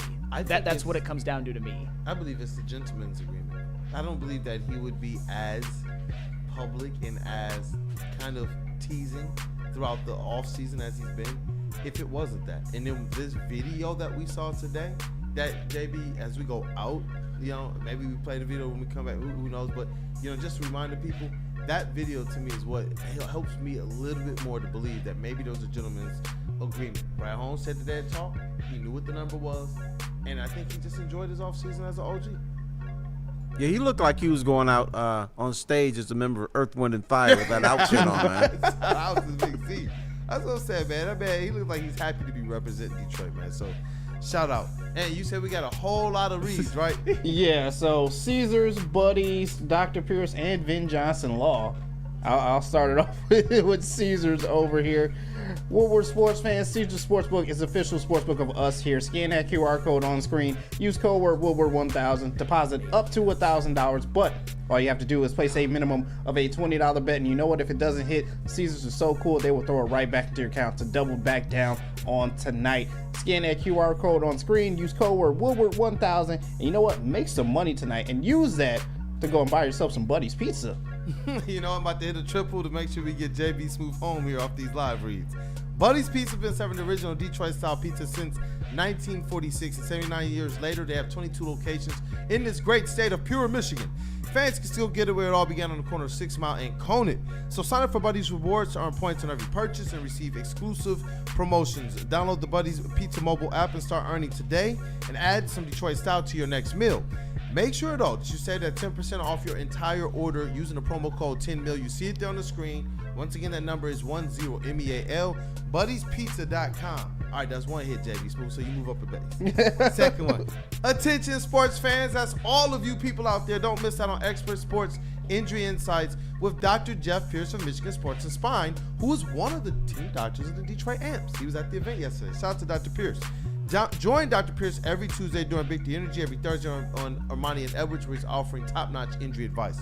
So trust the guy that D-Meg does, because Dr. Pierce is here to keep you in the game and performing at your best. For more information, visit MichiganSportsAndSpine.com or call 248-426-9944. JB, we about to get you home right here. Justice. I need to figure out the best way to do that. Justice. It just means different things to different people, but whether it's a settlement or a verdict, justice is always worth the fight. If you got a case, contact the fighters at Vin Johnson Law today and get that justice you deserve. Tough, tenacious, trial lawyers. Vin Johnson Law. Why? Because fuck them, that's why. When you signing that contract with the Lions, man. Soon. Okay, that's all I need to hear. When you signing that. How do people feel about getting a Planet Fitness membership for $15 a month? How do they like working out in a clean and spacious gym that's filled with equipment for every workout? And how about free fitness training in the judgment-free zone that leaves them feeling energized all day long? Join Planet Fitness today with the free PF app, online or in club, and start getting that big fitness energy for $15 a month.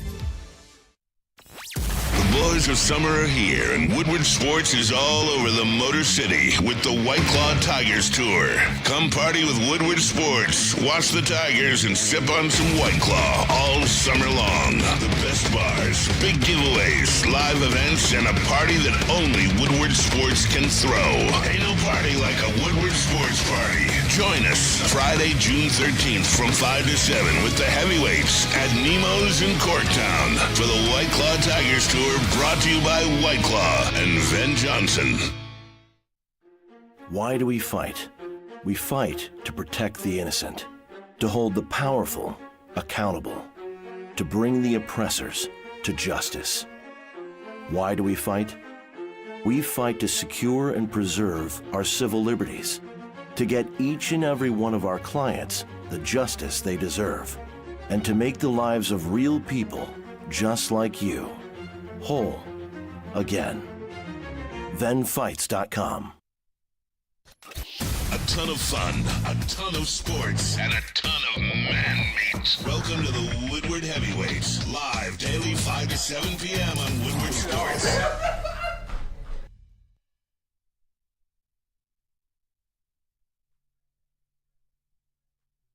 Join us for the White Claw Tigers Tour. Woodward Sports will be hitting 4 of the top bars in Detroit to watch the Tigers game live on the network. So join Spencer, Easy, and all the heavyweights June 13th for our second stop on our tour at Nemo's Bar in Detroit. You guys see there on the graphic, the first one, it was at Big McShane's. The food was great, and I know we expect more of the same at Nemo's. And we're going to also have White Claw representation out, so you guys can also get a pair of your own victory shades to celebrate game day victory shows with us.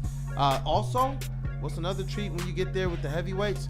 Chris Platty is there holding it down on the TD space, and you also got Nick Koloff, the best Tigers reporter in the state. So be part of the fun and see our reactions live on Woodward Sports Network to one of the hottest teams in all of baseball. It's the White Claw Tigers Tour, brought to you by White Claw and Vin Johnson Law. Man, follow some socials. Oh, socials. That's right, man. Stay connected with Woodward Sports on all social platforms. You guys see it there: YouTube, Instagram, X, Facebook, TikTok, and Twitch. Why? We're bringing you breaking news, bringing you stories. We're giving you giveaways too. It's been what? Cash, jerseys, merch, tickets, and more. We got more on the way too, experiences and such. So stay tapped in. Don't miss out. Hit that follow button now and be a part of Detroit's #1 digital sports network at Woodward Sports everywhere. And guys, let's be honest, we like simple stuff like gimmies on the golf course. We like uncomplicated like Lady James's haircuts for men. Walk in, sign in, and before you know it, you're handsome and clean. Lady James, open 10 to 8, 7 days a week. Walk in anytime. It's wicked awesome. Wicked awesome. Okay, back-to-back triples for you, boy, man. Feeling like Kerry Carpenter or Roddy Green right now. Oh, you know what? Let me not disrespect Javi, New Hip Javi, and Spencer Torkelson, too. Anybody else that we should mention? You can keep Javi out of that. With all due respect. Far away. Dang! With all due respect. Well, you know what, man? We're back at his Wake Up Woodward, and we do got to talk about these Detroit Pistons because the last several pods have blown up. Comments, likes, you guys have gotten after it with what you believe free agency should look like. And there is one person that I want to be able to focus on that will be he popped up in several of these comments, and that's Mr. Aldama from the Memphis Grizzlies. I think I'm becoming a stan. I really do. I'm starting to get to the point where I'm like, you know what? At all costs. And I know that you guys have heard me talk about stars and all this. I believe that when I say all costs, he's going to be somebody that is not going to cost a lot. But Santi Aldama, I really like what I see. And I believe that he and Cade Cunningham could form a very potent pick and roll and pick and pop duo. This guy can score at all three levels of the floor, man. All three levels. Got touch. I don't know, man. We'll get there. We'll get there, man. Hey, shout out to Rod Beard. He couldn't be on this morning, a late meeting, so he was a late scratch for the show today. But we are going to get to some of you guys and what you put in the chat. It was dope because a lot of people came back after the last one, put comments saying, thank you guys for featuring our comments. So if you want to be featured in the next one, Rod Beard will be on the next pod. And if you want to see him shred it, if you want to see him agree with it, if you want to hear what we got to say about it, make sure you get your free agent outlook. We do this with mock drafts too, where you guys send in your mock drafts and we grade them. Today we got some free agent outlook, and you guys are going to swish or brick on those. But we did have a big event in the city yesterday. The city's buzzing, T-Falls, Flannel Salmon, and Western Woo. You talking about Kendrick and SZA were in downtown Detroit. It was absolutely electric, man, the environment. And then you talk about the big three. Ice Cube is bringing effectively Big Three basketball to Detroit. Shout out to the Detroit Amps. It was a great event. They had Braylon Edwards out there. We're getting those interviews up on the channel. Shout out to that dude Justin for helping to coordinate this as well. But we were out there together, got to interview Braylon alongside George Gervin and ISO Joe as the official kickoff for the Big Three coming here. And these guys, man, they're ready. I don't even want to talk about it anymore. Let's hear from the guys. I got Jeremy Pargo, who's the captain. We got George Gervin, the Iceman, NBA champion and Detroit legend. And we also got ISO Joe, one of my favorite basketball players of the era that I watched. One of my favorite. You talking about one of those guys that was absolutely cold. And I got some more content. We won't show it now, but it will be coming out later. He talked about one of his greatest influences over his game, Jerry Stackhouse. Really? It's coming out. We got the content. But let's start with one Mr. Jeremy Pargo, because all of these players are ecstatic to be right here in Detroit. Hey, listen, we out here, Born in Detroit store for this press conference to talk about the Detroit Amps.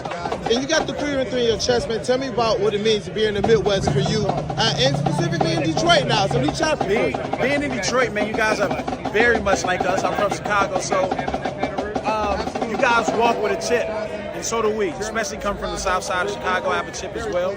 And if we don't play with that chip, you guys will definitely let us know. Yeah. So we're going to come out here and do everything we can to instill that Detroit spirit into our team and continue to push it forward. Yeah, and how legendary is it to have the Iceman as your coach, man? Unreal. And playing against Ice for a couple years and bumping into Ice. Ice is a talker, and not in a bad way. Ice is gonna make his jokes. He's gonna have a good time. Yeah. And it's always been love. Every time I came across Ice, nothing but love. When I got the call, the opportunity to come here, it was a no-brainer. It was a no-brainer. No-brainer? No-brainer. You know what? Tell me how much, Iceman plays a role in that. Tell me how much your love of basketball plays a role in that. And how much, let's see what Detroit got. Let's see how much that played a role. Ice made the call. Ice called. It was Ice. And it was. You can't say no then. Exactly. This is Ice who? This ice cream? Because George Gervin is calling me. So it was a no-brainer. It was easy. And knowing he's from here, knowing what this city means to him, and to you guys, the rest, everyone else out here, this city means a lot. Let me turn my personality on real quick. Here we go. All right. Shout out to Woodward Sports. We out here in Detroit. We gonna see y'all on the 20th. What is it, LCA? Boom, I got it right for my first time. We gonna have a ball, come out, have some fun. Can't wait to see you there. Hey, let's go. That's the captain. Well, y'all better listen. Cargo, that is the captain of the Detroit Amps. That is their Big Three team. They want to win the championship and make a lot of noise. They said that this was the best rollout of any of the Big Three teams ever. That's what they said. They said they haven't really felt this type of energy for it. There's a lot of media out there, man. And the merch was out there. They're having it in not just the Born in Detroit store, but it will be available in some other stores too. But let's hear from one Mr.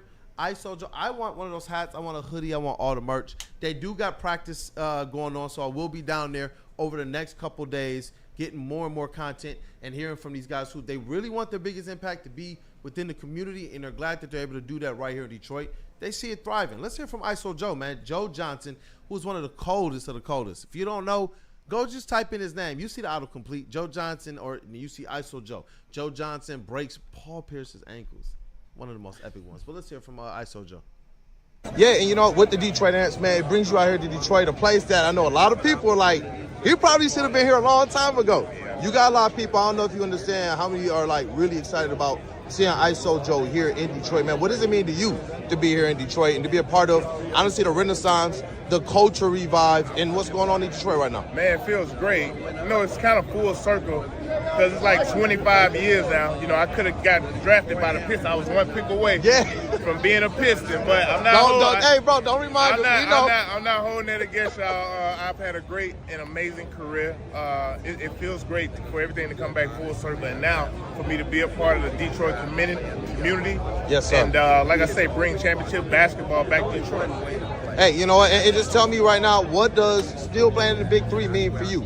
You're a competitor. That's what I've known from your time in the NBA. And now with the Big Three, it's not just about the culture in the city, but you're a hooper, man. Tell me what it means to be able to get out there and get that competitiveness going. Man, I love the game of basketball, bro. I fell in love with the game at about 7, 8 years old. And for me, the love and passion that I have for the sport, I would never cheat it. So it's like this opportunity is amazing for me because at the end of the day, we're a little older, but we're still kids at heart. We still love to play. We still love to compete. And we're going to bring some fun winning basketball here to Detroit. And we're going to give you guys something to cheer for. Hey, you know what? Joe Johnson, ISO Joe, we're glad to have you in Detroit. Let's get a what up, though, for the people. What up, though? And we got Woodward Sports. Let me get a Woodward Sports. Let's go. Hey, Woodward Sports. Let's go, baby. Let's go. Detroit Amps in the city. July 20th. Show up, boy, LCA. We're going to support our squad. Yes, sir. Shout out to Joe Johnson, all the players and the dignitaries that showed up in the city. You know what? The doc, John McEnroe, was out there. It was awesome to connect with him. Rachel Hotmeyer of CBS was there too. So I got to see some of my media buddies and such. Matt Shepard, the GOAT, was emceeing the thing. Shout out to Matt Shepard too. But we got one more person who is the GOAT of GOATs. When you talk about Detroit United, it's the Iceman, George Gervin. Before we get into, we got to swish or break some of these people's free agent outlook.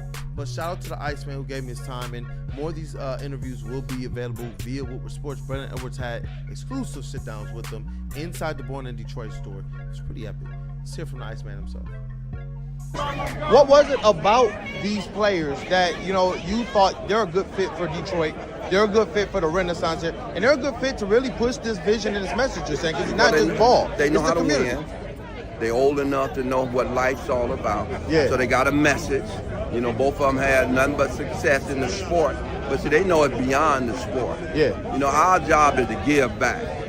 So our job also is to create opportunities, man, and programs for the youngsters can have an opportunity that have the same opportunity we have. So that's what you're going to see with this club. You know, it ain't a one-side sword. It's a two-edged sword. Thank them, and this is how we thank them. Hey, you know what, Detroit? This is why you guys need to be supporting the Detroit Amps. Though it's basketball, they're using this platform to push Detroit to another level. 100%. The youth, the city itself, the Renaissance, get out there and support the Detroit Amps. Get out there and support a living legend who's continued to pour into Detroit in the Iceman right here. This is epic. This is epic. Not what just life's because, all about, man. It's life's all about, man. Look at the city, man. I'm just showing the people so they can see everyone who showed up here today. And it's epic time, man. Thank you for your time. I can't wait. Tell the people of Detroit what up, though, and tell them to get ready for July 20th. Motor City, what I? This ain't nothing but your man, the Ice Man. Love you, man. I was born in Detroit. Let's go. Smoothest dude in the world, the Iceman, George Gervin, what a freaking legend, not just for what it means for basketball, but right here in the city, man. It's been awesome because I've been following the happenings over at St. Cecilia, so that was really, really cool interaction with them. And shout out again to all the other people there. Eric Woodward of ESPN was also in the building, so it was a really, really big turnout. And people are excited for what the Detroit Amps can be. And you know what? Their game is on the 20th. You know what they're thinking about doing on the 19th?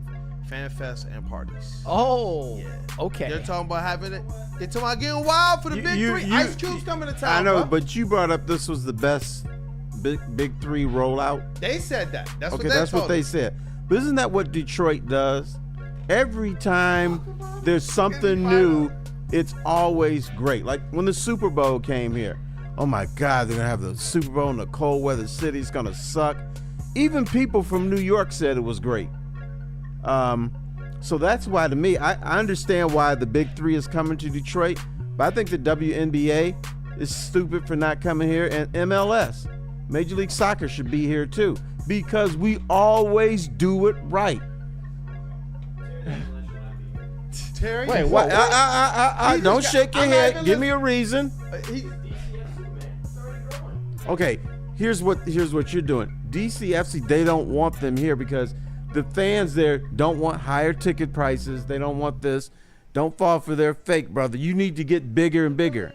It don't matter. Bring in you. Okay, I get you don't want a DC to disappear.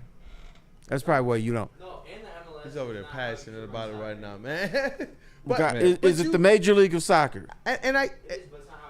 But okay, then I get what you're saying with this, though, because everything Detroit is doing in the sports world right now, they're breaking records, they're setting records, they're showing people how it's done, they're redefining how these things should go. Like Packers fans were like, we're going to break the record, we're going to take the record from you guys. Like DC right now, somehow, we're going to take the record. And if they do, it's literally because you guys are a melting pot. You're literally about 3 states. You know, it's a melting pot, and they still are saying we might have 1 million.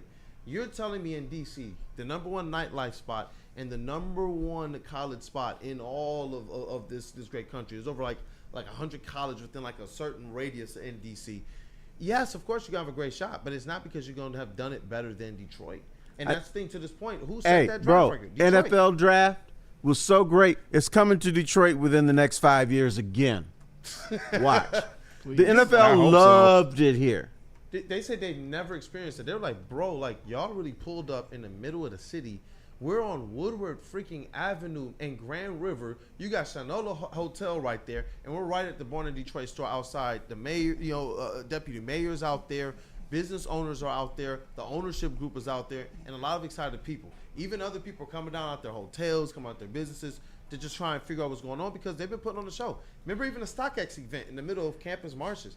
Detroit does these things so right, and you know what? The players are paying attention. Joe Johnson talked about, I got longer interview with him. He talked about, yeah, we used to come here. It wasn't like this before. Like, no, you was probably going out to the Palace for one, and no, the city wasn't like this. This is about the Renaissance, and they're saying that they're glad to be here. Well, in their defense, Detroit was one of the worst road trips in the NBA at the time.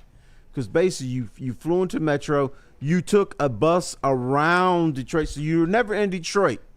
Then you go out to Auburn Hills, and they would stay, if they were lucky, they would stay in Troy. But a lot of times they stayed at that hotel in Pontiac, so they never experienced Detroit. They had no place to walk around. So Detroit was one of the worst spots in the NBA. Bro, it was epic in the city last night just to be down there and be in that environment. And I'm looking forward to more.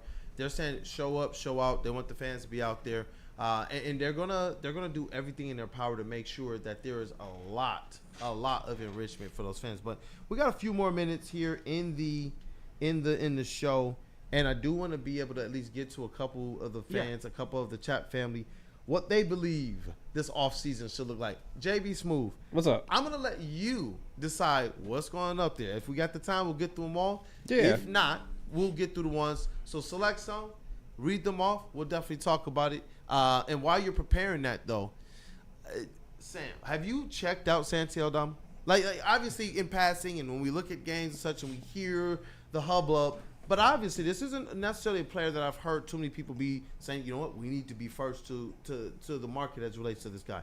When I look at the skill set, when I think about how he can mesh, not only do I want him here, he makes me want to be able to definitely bring back Malik Beasley, but I think that he would be one of those perfect fits with how this team is run, especially with Cade Cunningham at the top. I mean, that's the thing with Santi Aldama is he gives you the pick and pop ability now that we're dying that Duran to have a Duran get to eventually. And from the mid-range and from three. He's one of the, I would say, better role players that not enough people have heard of or are talking about. And he's 7 feet tall too. But am I overthinking this? Because you look at the numbers last year, it's not like they're going to blow you out of the water, but obviously usage plays a role there. He's going to be playing behind some pretty decent front court players too. And then you know the Memphis Grizzlies, they just had a stroke of luck with their wing players and their power forwards and their centers. They are getting everything right with their front court, in my opinion. But it looks like they're also going to be one of those dysfunction teams, even though you fire your coach, you don't really know what you're doing with Ja. Realistically, how you're going to build around him if you keep him. What are you going to do with Triple J? And now you might lose some of those role players, because I heard that the Grizzlies are one of those teams where those role players have made the difference for them. They put themselves on the radar in a weak free agency class, and one of those guys is Santi Aldama. And that's the big point. In terms of UFAs, no player options or not, it's not a star-studded class. So a Santi Aldama, he's one of probably the more underrated. I wouldn't say he's a jewel, but he could be the difference on a team that's chasing a title. Somebody like him with his skill set. Yeah, definitely. And I wonder just how much more does the ability of Cade Cunningham take him to the next level? Well, that's a big part of it. He's more of a pass-first player than Ja Morant. Yep, and before we get to what the fans believe we should do, it's just a few more things out here. Some from Mark Stein and some from Hoops Hype. They believe, and they've reported on this, that the Detroit Pistons are in on Miles Turner. They said that it's pretty much a foregone conclusion that the Indiana Pacers are going to make an offer to Miles Turner, and that's probably the most likely scenario that he returns there. But they said, this is Mark Stein, that there was one team of particular interest in Miles Turner, that they haven't really heard of any other chatter about other teams kicking the tires on him, and that Detroit may be one of those serious teams in pursuit of him in free agency before he decides to go back to Indiana. So that to me was interesting. And then also from Mark Stein, he also believes that the Pistons are going to, that they're emerging to be a threat to pursue restricted free agent Santi Aldama. So just a few updates there for you as it relates to the Pistons. And then Jake Weinbach, who really sent Pistons World into a tizzy when he mentioned that the Pistons were among the Heat, Sixers, and Spurs as it relates to checking in or kicking the tires on Lauri Markkanen. These are some names that we've been talking about, and now you're going to hear a lot more from me about Santi, because you kick the tires on Lauri, you're going to talk about probably giving up the farm when you're dealing with Danny Ainge. When I'm looking at Santi Aldama, I really like what he could present at a much lower price point. Well, that's Lauri Markkanen is really intriguing to me, as he should be to everyone with his skill set. The Danny Ainge factor, though, you can't let him fleece you. You can't let him negotiate in bad faith, and that's really and that's big. Because it depends on what it would take for Lauri Markkanen, but as a player, oh my goodness, I think that they're contenders with Lauri Markkanen. I do too. Cade and Lauri, oh my goodness gracious! But it's just like, what do you have to do to give it up? Or can you rely on just those two and building and tweaking around those? Because those players are going to be a very, very heavy hit to your cap space. We know that Cade Cunningham, not only is he stepping into $38 million this year, but it's actually going to be a little bit more because making an All-NBA team added $45 million to his overall contract. But JB Smooth, surprise me here, man. Let's put up one of these, the chat family. They put in what they believe should be happening this free agency. Read it off for us, and we'll definitely give our swish or a brick on it. All right, let's go with this one first from Detroit Flip 5680. He said Beasley is the only free agent in-house that has to come back. Let Dennis and Tim walk, fill that power forward spot, and trust your young core group to develop. Also, offer Ivy and Duran extensions, but not anything close to max money. Oh, snap. So he's going full-fledged, man, with this offseason. He's getting everything. He's getting the young guys taken care of, too. And I'm not mad at that. You know, you talk about that that wing player. Part of me wonders, do you bring back a Beasley? I would bring back a Schroeder, too, and they have the options and the exemptions and the exceptions to be able to bring these guys back and still be a player based on the assets they have on the roster to go and get a guy like a Santiago Dama. What say you, man? Brick. I'm going to go brick with this plan just because this, to me, looks like running it back but losing two of your veterans. And I don't think that Duran and Ivy need to be extended right now. And I get it. Obviously, we think Asar is going to develop. We still don't quite know what Ivy is in this completed, more developed version of the Pistons. Duran development as well. But I think that's a little bit too much running it back and hoping for development for my taste. What about you, T-Foss? Yeah, I don't think you can just run it back. And it sounds good because you always assume people are going to get better because they're so young. But you need hunger on the team. And you get hunger by having new faces. Those new faces have never been in Detroit. Those new faces might want to do things a little bit more grittier than guys who've been here. I'm going to bring up a name, and all of you are going to throw up and say I'm crazy. Here's who I wouldn't mind the Pistons having. Alex Caruso. You know why? He's a rat. He is. He's a little rat bastard who will do anything. He can hit threes. I saw him defending Karl Anthony Towns. He just does whatever, and he's just an annoyance. You know what? I'm not mad at that one, especially when you're talking about a player versatile on both ends of the court. When you talk about his defense, he's going to be a pest.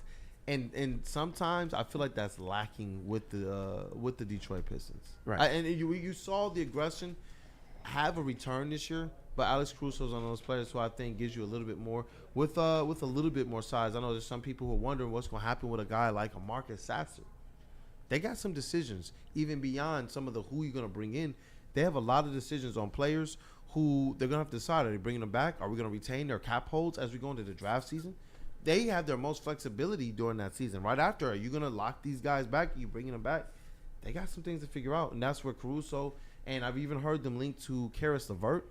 That's where they become very, very intriguing options. There is absolutely nothing wrong with Alex Caruso on this team, Terry. Yeah. Not throwing up at all. Would love somebody like that. One of the better perimeter defender annoyance rats, as you said, can shoot the three 100%, if it were possible yet. Every team in basketball would want an Alex Caruso. Hell, LeBron probably wishes he still had him on the Lakers. Hey, you know what? Cartier says Detroit flip knows ball. That dude is smart. That was the person who sent in that one. What up, though, with Detroit Gunny? What up, though, man? He says brick. Cartier says keep Beasley and Schroeder. And I saw Willie B earlier. He was like, who? Santiago Dama. Look him up, brother.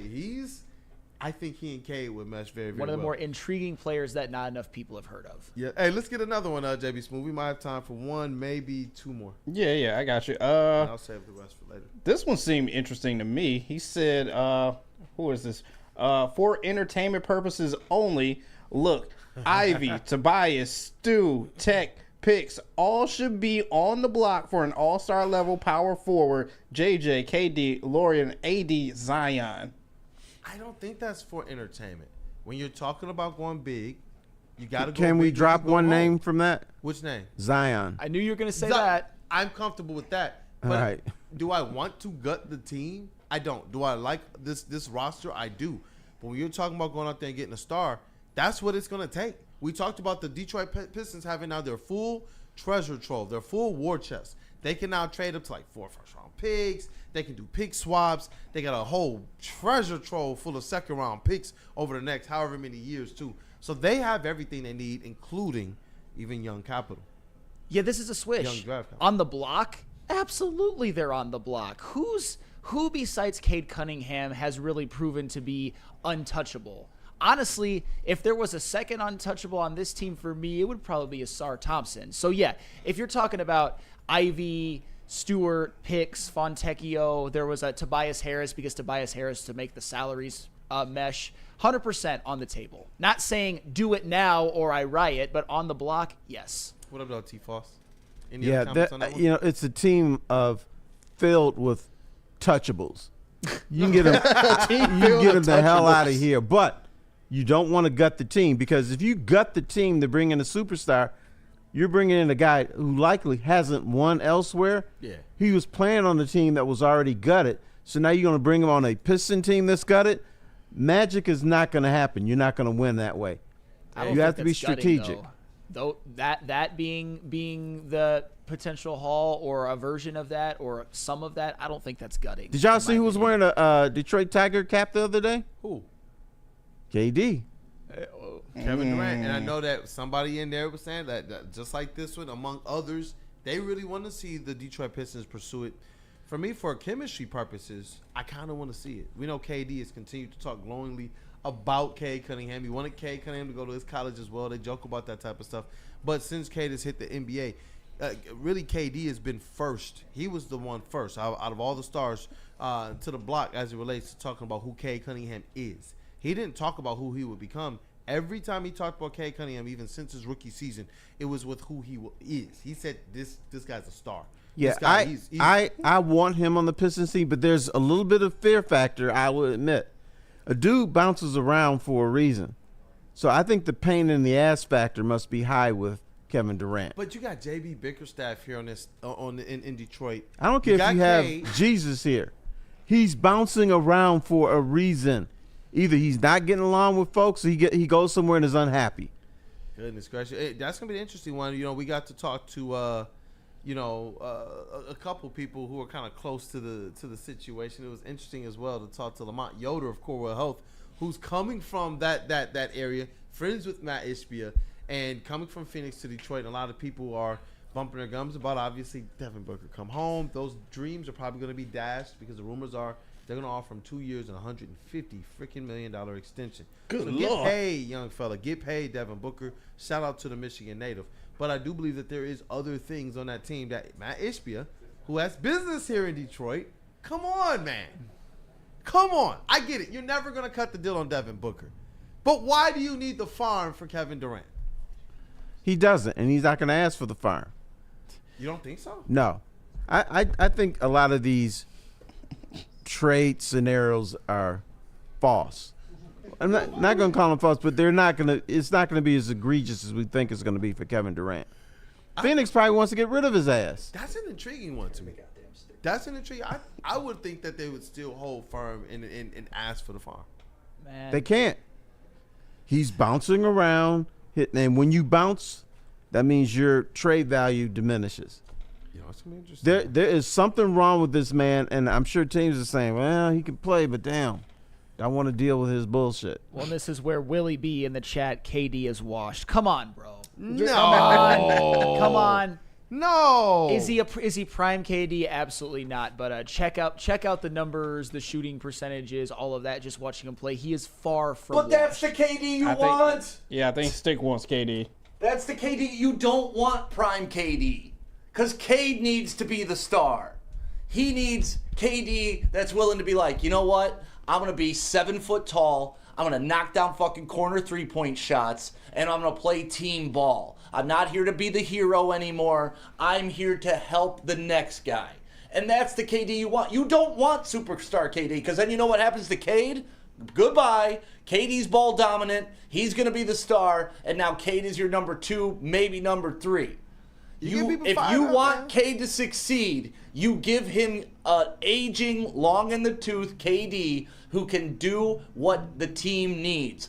A stretch 4 who can knock down that corner Right, 3 and do you while want Cade breaks the KD defense. turning to Cade Cunningham and said, sit your bitch ass down, I got this covered? Because that's what would happen if he was prime Right. KD. So, like, everybody said, like, you don't want KD. No, you're right. You don't want prime KD. You want this KD. You want role player KD. OG KD, who's more complimentary of the next stars. Calling Cade already one of the faces of this You league. want the dude that shows up at Ferndale Rec League with his Let me slightly alter that, young Stickles. Pads, Captain You Fundamental. would want prime KD if he had your attitude, but he wouldn't. That's the problem. Right. Well, no. I mean, that's what makes alphas, right? That's why. Right. That's why you had to break up Russell Westbrook, Kevin Durant, and James Harden. Like that's just not going to survive together. But and for me personally, I was almost of the ilk of like, all right, put this out of my mind because it's not possible. It's just going to cost a fortune. But this conversation, I'm sitting here like, wait. What did I miss? Like, if you're telling me it's as easy as even what Cartier is saying, he thinks that KD would cost just 1 first. A few seconds and maybe throwing Sasser. I don't think it's going to be that easy. Who cares? Sasser can walk there. I don't give a damn.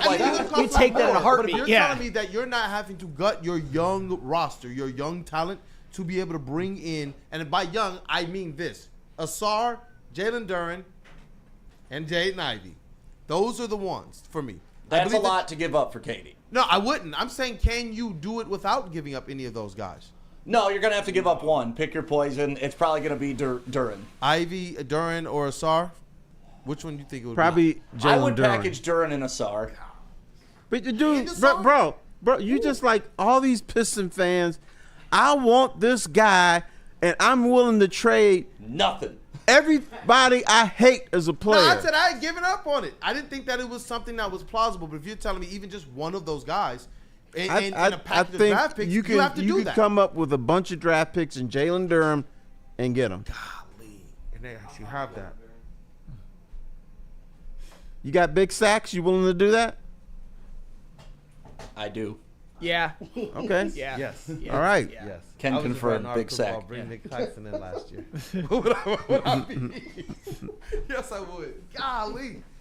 I didn't think it was that possible, man. I'm going to start calling some people, man. We're going to have to investigate this because I keep hearing, obviously we see what national media is doing. Stephen A. Smith is not the only one talking about it.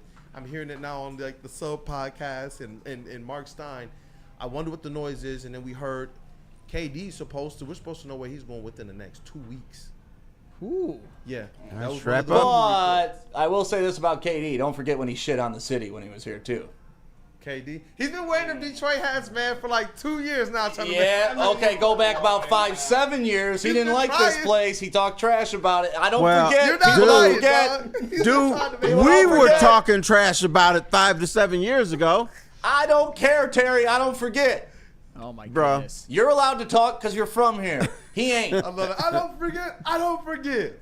You know what? I like that energy. You can kick my ass out of town then because I was dogging the My Pistons. man Stig, he's going to be at the press conference like, we need a public apology. Some people in this fan base would have turned down a straight Michael Jordan for Vinnie Johnson trade. I would have. If That is Michael true. Jordan I would definitely would have. have dogged I would have. the city of Detroit. I don't want that bum-ass baseball player on my bad.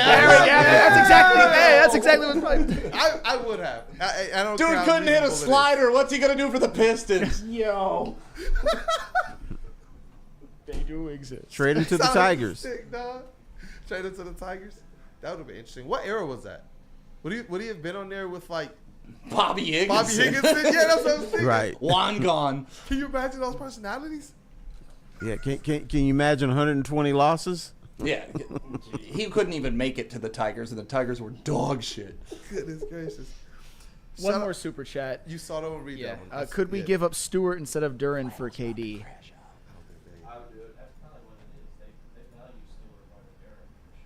Yeah, that dude.